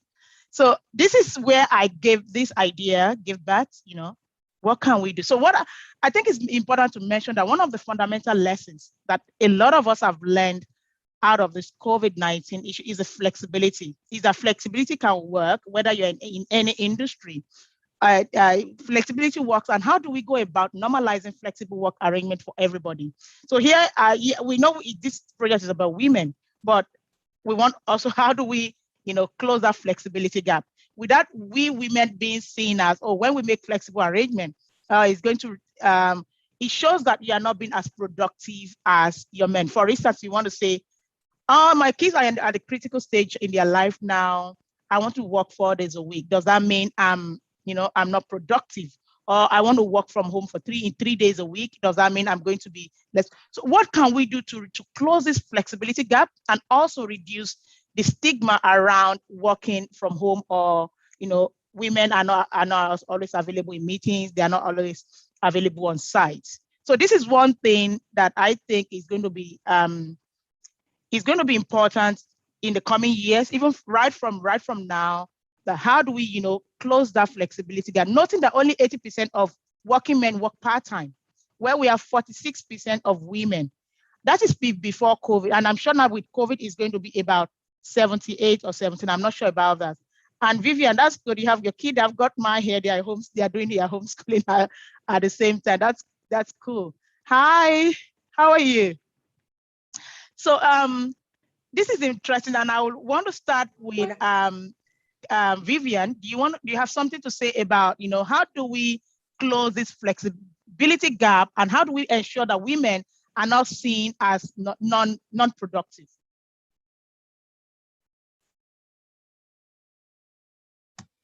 Sí, yo considero que, como lo dices, el contexto actual nos ha dejado un aprendizaje muy importante, y es, podemos, ¿cierto? Todos, hombres, mujeres, desempeñar nuestras labores desde casa y poder estar un poco más presentes en el cuidado, crianza, pues de nuestra familia, ¿verdad?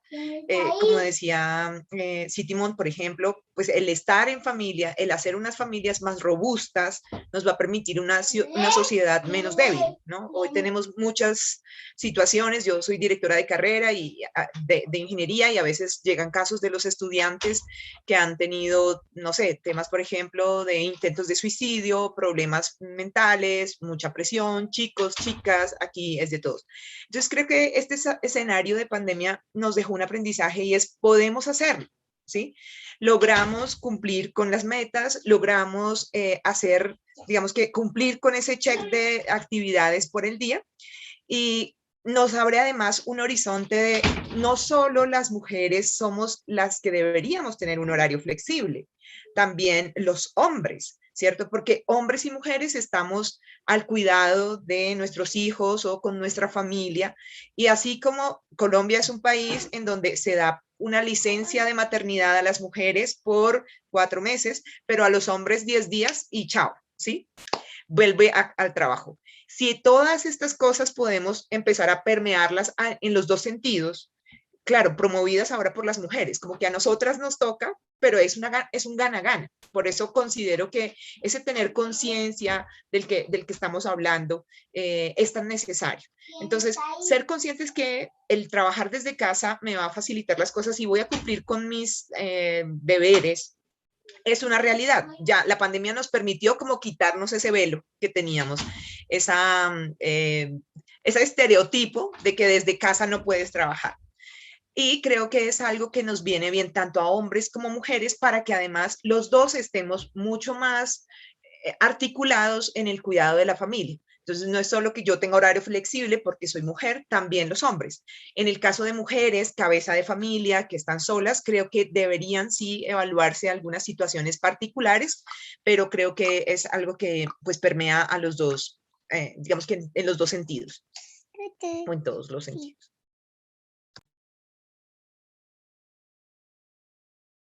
Thank you so much. Thank you so much, Dr. Vivian. I'm going to throw this question to all the panelists because I know we've all been affected.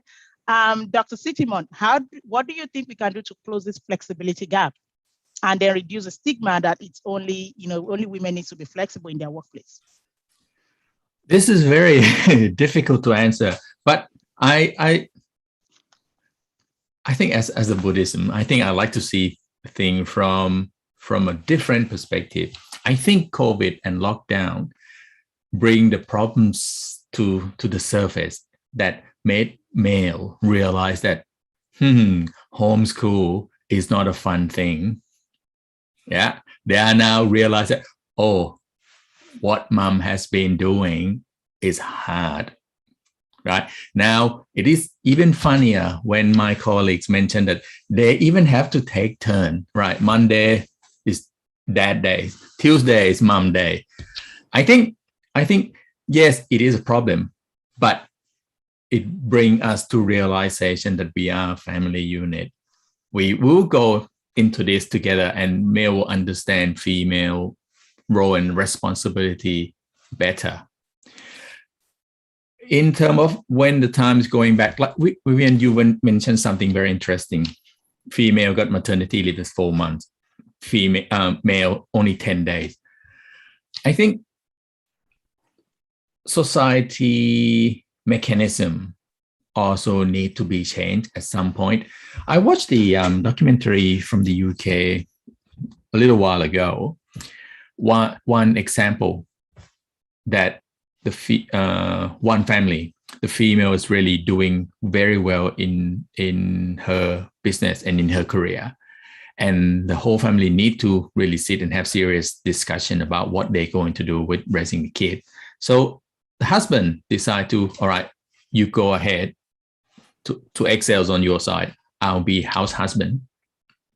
Not just only that, for mom or for the wife, it's great, but that decision dragged down the husband into a very, very dark corner, because he still think that he being perceived by society that you can't even look after your family and you need wife to.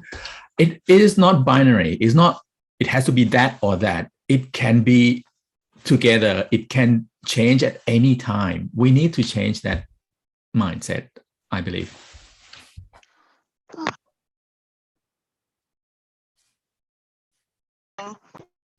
Sorry. Thank you, Dr. Sidim. The issue you have touched is really very important, especially when you talked about the Latin American region or the ASEAN region, even within the African region, where the perception of men as being the head and the lead of the family is very important. And I've seen this play out a lot, because a lot of times their egos are being bruised, and then they just quit. One of the great examples we have is a New Zealand Prime Minister, Jacinda Ardern. She's a female, and they have a baby, and the partner is the stay-home dad looking after the kid. And we've seen examples of how, it's flexible, where she brings in the baby to be breastfed during, parliamentary sessions and all that. And I think that is one of our great examples. And a lot of men should learn from a partner. And another one is a US vice president, where the husband, decided to stay at home and resign his job as a lawyer, and they, decide to support the US vice president. I think these are very good examples that a lot of our men needs to learn from. That it's not about bruising your ego. It's not about the perception, the societal perception or cultural perception. It's about how can we make things work together as a family unit to support everyone in the family, or who is even better at doing the job. It is not every female that is destined to be a mother, So we can do the job better. It's what I think the society should be looking at in terms of, running the family and raising the kids. And I would like to call on Katrina Malaga. Are you able to chip in on this issue? Gracias, Temi. Bueno, yo creo que lo que hace un poco falta, y coincido con ustedes sobre este equilibrio complejo, y la veo a Vivian con el bebé, me hace acordar a mí misma hace algunos años, ¿no? Pero creo que hay una necesidad de cambiar un poco. Mucho tiempo en el Perú el discurso venía de la mujer pobrecita, ¿no? La sojuzgada mujer, la siempre, no sé, disminuida mujer. Y que es un discurso que no cala mucho, ¿no? Creo que un poco la lectura debería ser ahora, nosotros somos fuertes igual, y no venimos de un discurso de menos, venimos de un discurso de igual, no venimos a reclamar derechos, venimos a conversar, ¿no? Ya pasó el tiempo en que peleamos por votar y peleamos por tener nuestros apellidos, eso ya fue. Ahora estamos en un tiempo distinto. pero creo que de la mano viene la mujer real, porque si tú ves un ingeniero en obra que está desde las 6 de la mañana hasta las 8 de la noche, no le vas a preguntar quién está cuidando a sus hijos, jamás. Vas a decir, qué buen profesional.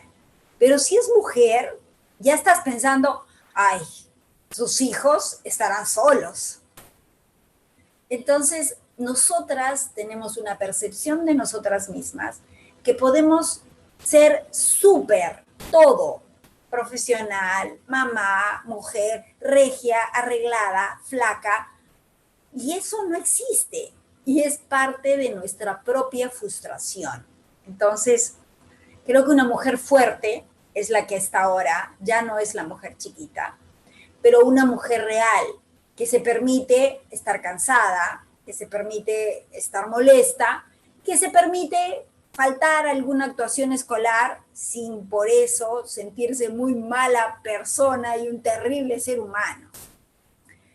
Entonces creo que el discurso ahora, y aún con pandemia, cuando ha habido muchas cosas que ir haciendo en paralelo, es, aquí estamos, ya no exigimos derechos porque ya los tenemos, ya estamos aquí, y somos reales, y no somos perfectas, y también nos equivocamos, ¿no? Y también nos cansamos, a veces, es en serio, pero vamos a dar la lucha y vamos a venir empujando por contarle esto a más mujeres, ¿no? Y yo de verdad agradezco, este es un espacio maravilloso para ese objetivo.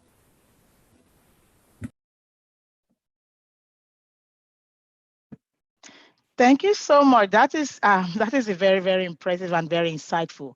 And this brings us to the close of this wonderful roundtable discussion. We've learned a lot. We've understood that there are challenges in the construction industry, wherever you are in the world, whether you are in Latin America, you are in Africa, or you are in Australia, or you're in the Pacific.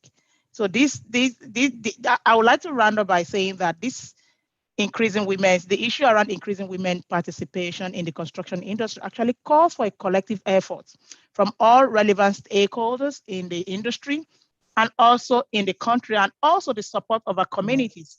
And to address all the issues that have been raised, we need to work together to come to foster a collective strategy in order to elevate our women and increase their participation in the male-dominated industry. So thank you very much, Abina. I know my time is so up, and then I would just like to hand over to you.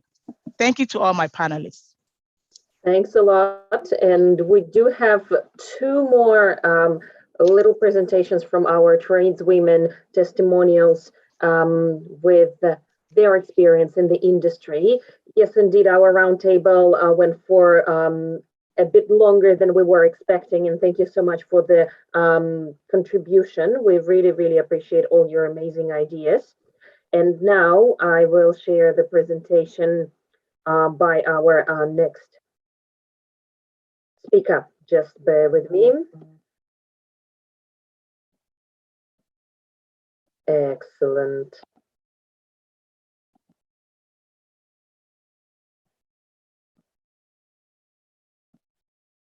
So our next person presenting is Miss Flavia Teixeira, and she's an experienced carpenter, and she has 23 years of experience in the field, working around the world in Brazil, UK, and Australia. She is supporting and linking tradeswoman committee member, and she also works with PAVE right now, and she has extensive list of qualifications, which includes carpentry, business certifications, and many, many more.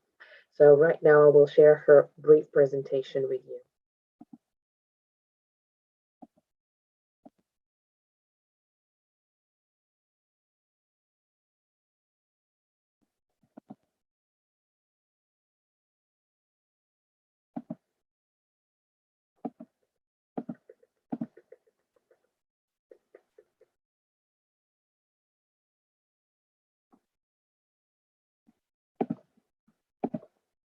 Thank you so much.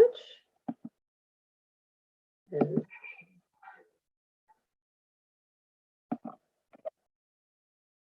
I hope that you can see it now. Let me make sure that I have my computer sound on as well.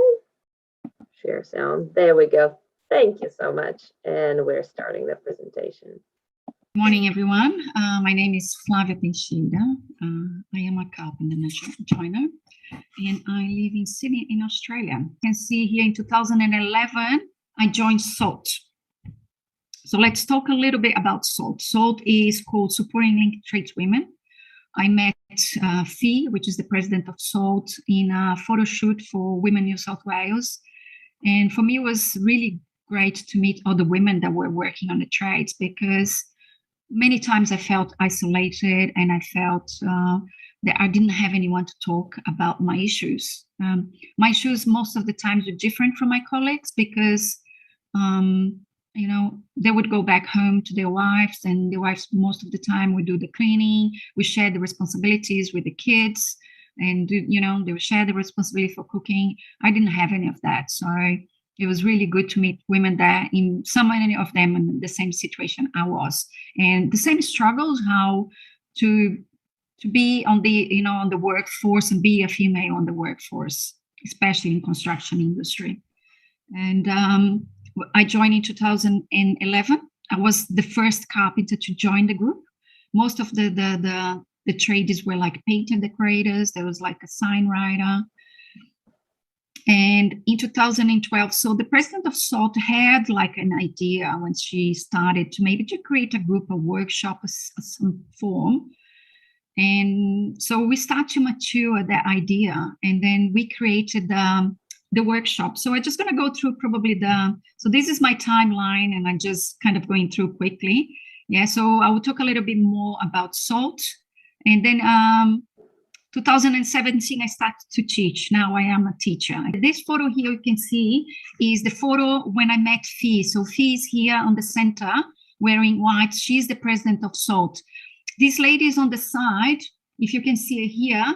So this girl here is a plumber. These two were at the time apprentice carpenters, and that's me. That's me like 12 years ago, maybe. And this was one of the photos, was part of this promotion of women in trades. This photo here, it's I went to a trades women conference with SALT in America in 2014, and that was fantastic. So these here are all Australian women that went for this conference. Yeah, with SALT, I travel Australia with SALT, and we teach women. And what the main thing we do now with the workshops, we teach women of all ages how to use hand and power tools. So far, I've done with SALT about 100 workshops, more than 100 workshops. SALT now has completed more than probably 350 workshops now we do around Australia. Most of our workshops happen in schools with girls in schools. So we do high schools, we do most of the girls, and in schools we do, in primary schools we do boys and girls. And main reason is to expose the kids into the idea that jobs don't have gender. You can be wherever you want to be. This lady was my student in one of the workshops. She was 92. And we always did workshop with people with all ages. It wasn't restricted only to younger ones. I was part of, many discussions in Australia towards women in construction or women in non-traditional trades. So I'm being like ambassador for, all these discussions. This lady in the middle here, her name is Prue Goward. She's Honorable Minister Prue Goward. And it was one of the first person that actually invested in SALT to have the project going. So this is me advertising, like a post of me trying to advocate for women in trades. It's a little video I did for a kids program talking about being a carpenter. Newspaper, we're constantly on newspapers and doing articles, trying to promote and the SALT work. This is volunteering work. And most of the time I had to carry most of my tools in my car to keep going. You can see here a lot of dust from the outback. And these pictures are more recent. This is some of my work. Just after my 50th birthday last year, I shaved my head for cancer, and I did a fundraising for cancer research. This is one of the subjects I was teaching at TAFE. I was planning for what they call advanced roofs. So one of the subjects in our course is called advanced roofs. You can see there the mats involved into build a roof with different shape. This also was a volunteering project for a food pantry here in Sydney during the COVID. When they found out, I'm part of, now I'm president of a group called Brazilian Aid, and it's just like Brazilians that want to volunteer and help the community. And I just built this bench for a food pantry, which is like a food distribution, and they sell food in a very affordable prices for low-income families. So I think that's summarized more or less, what I've been doing on the last 24 years. I hope you enjoy my presentation, and thank you for having me.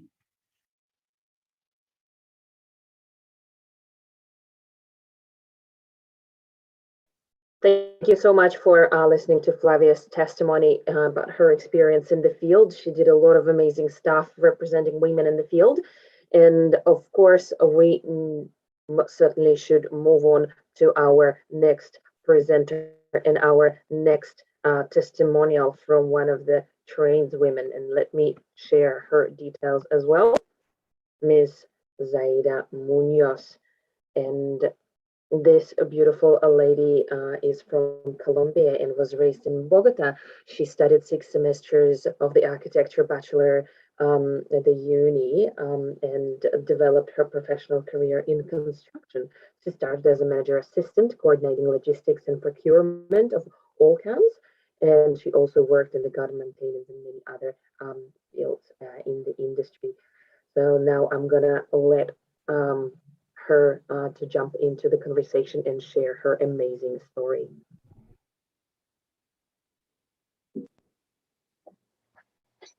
Buenas noches, es un gusto compartir esta noche con ustedes. Bueno, mi experiencia en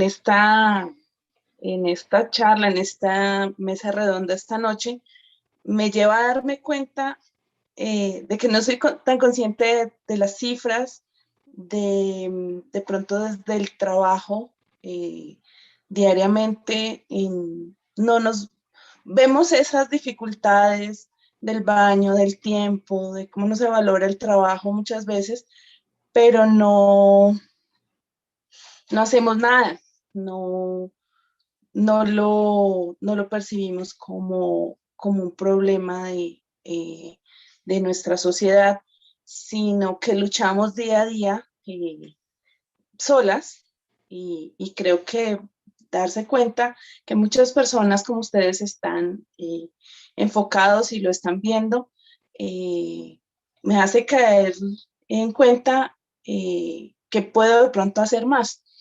Yo tuve el ejemplo desde niña de tener a mis padres trabajando en construcción.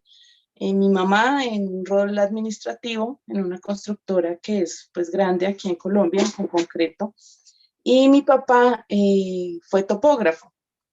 Entonces, el tema de la construcción en mi hogar pues estaba en igualdad de género, y también era una constante, estaba en el diario vivir. Entonces, creo que eso llevó a que pues tenga tanta pasión y tanto gusto por la construcción, por diferentes roles.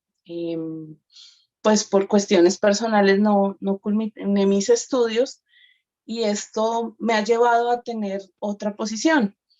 Precisamente en este momento, este trabajo en el que me estoy desarrollando tiene que ver con la empresa de mi hermano.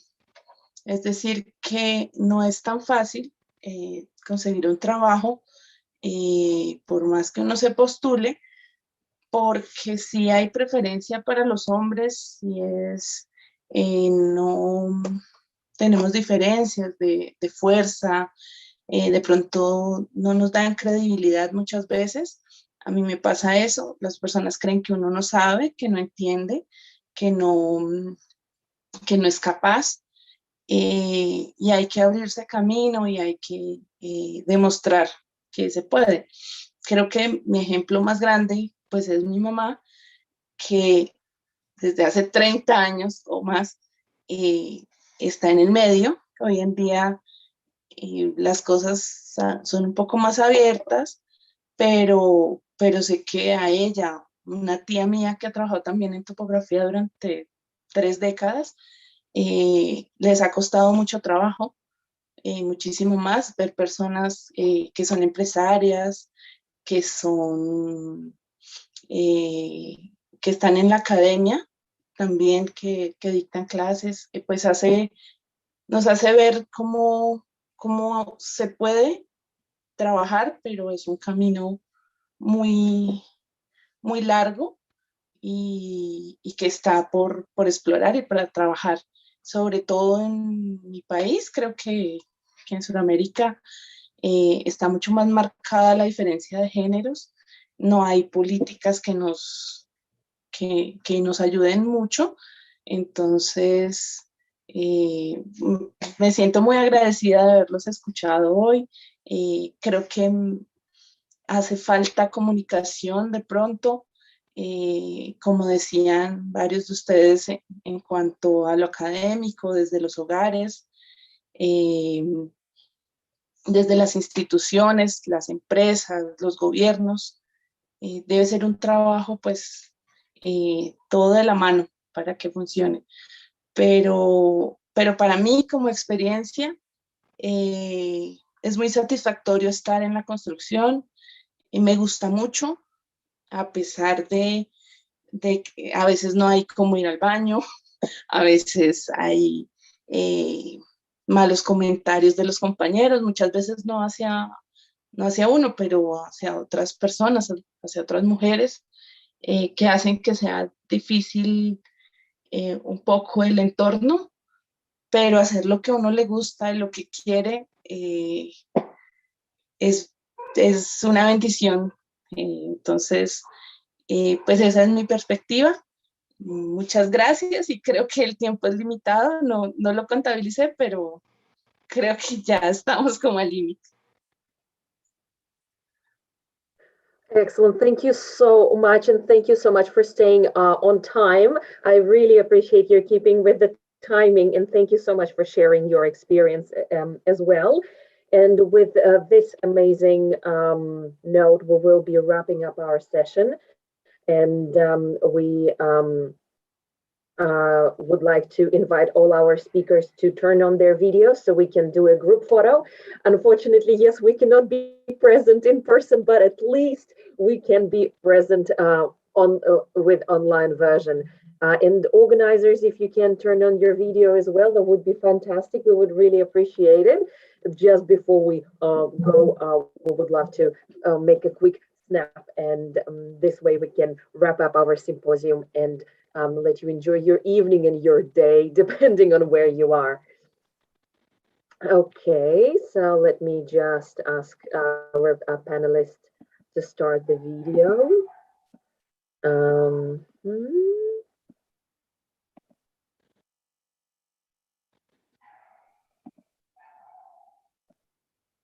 So we're still waiting for Vivian and Karina to turn on their videos. And Sandra, if you would like to join as well, would be great. Thank you, Sandra.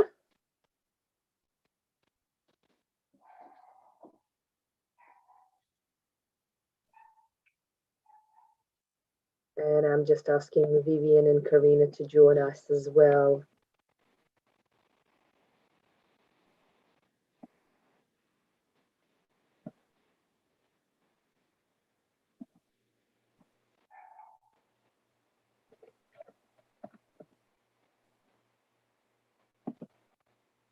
Okay, not to worry. I think that would be, don't want to take a lot of our time. Let's just give everyone a huge smile, and we will do a snip of our presenters today. And we'll do another one.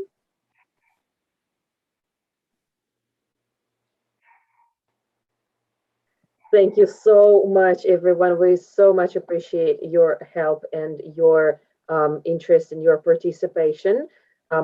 With this beautiful note, I would like to wrap up our symposium for women in trades. We've heard a lot of interesting stories and a lot of beautiful insights in the industry and in the troubles that women are facing right now around the world.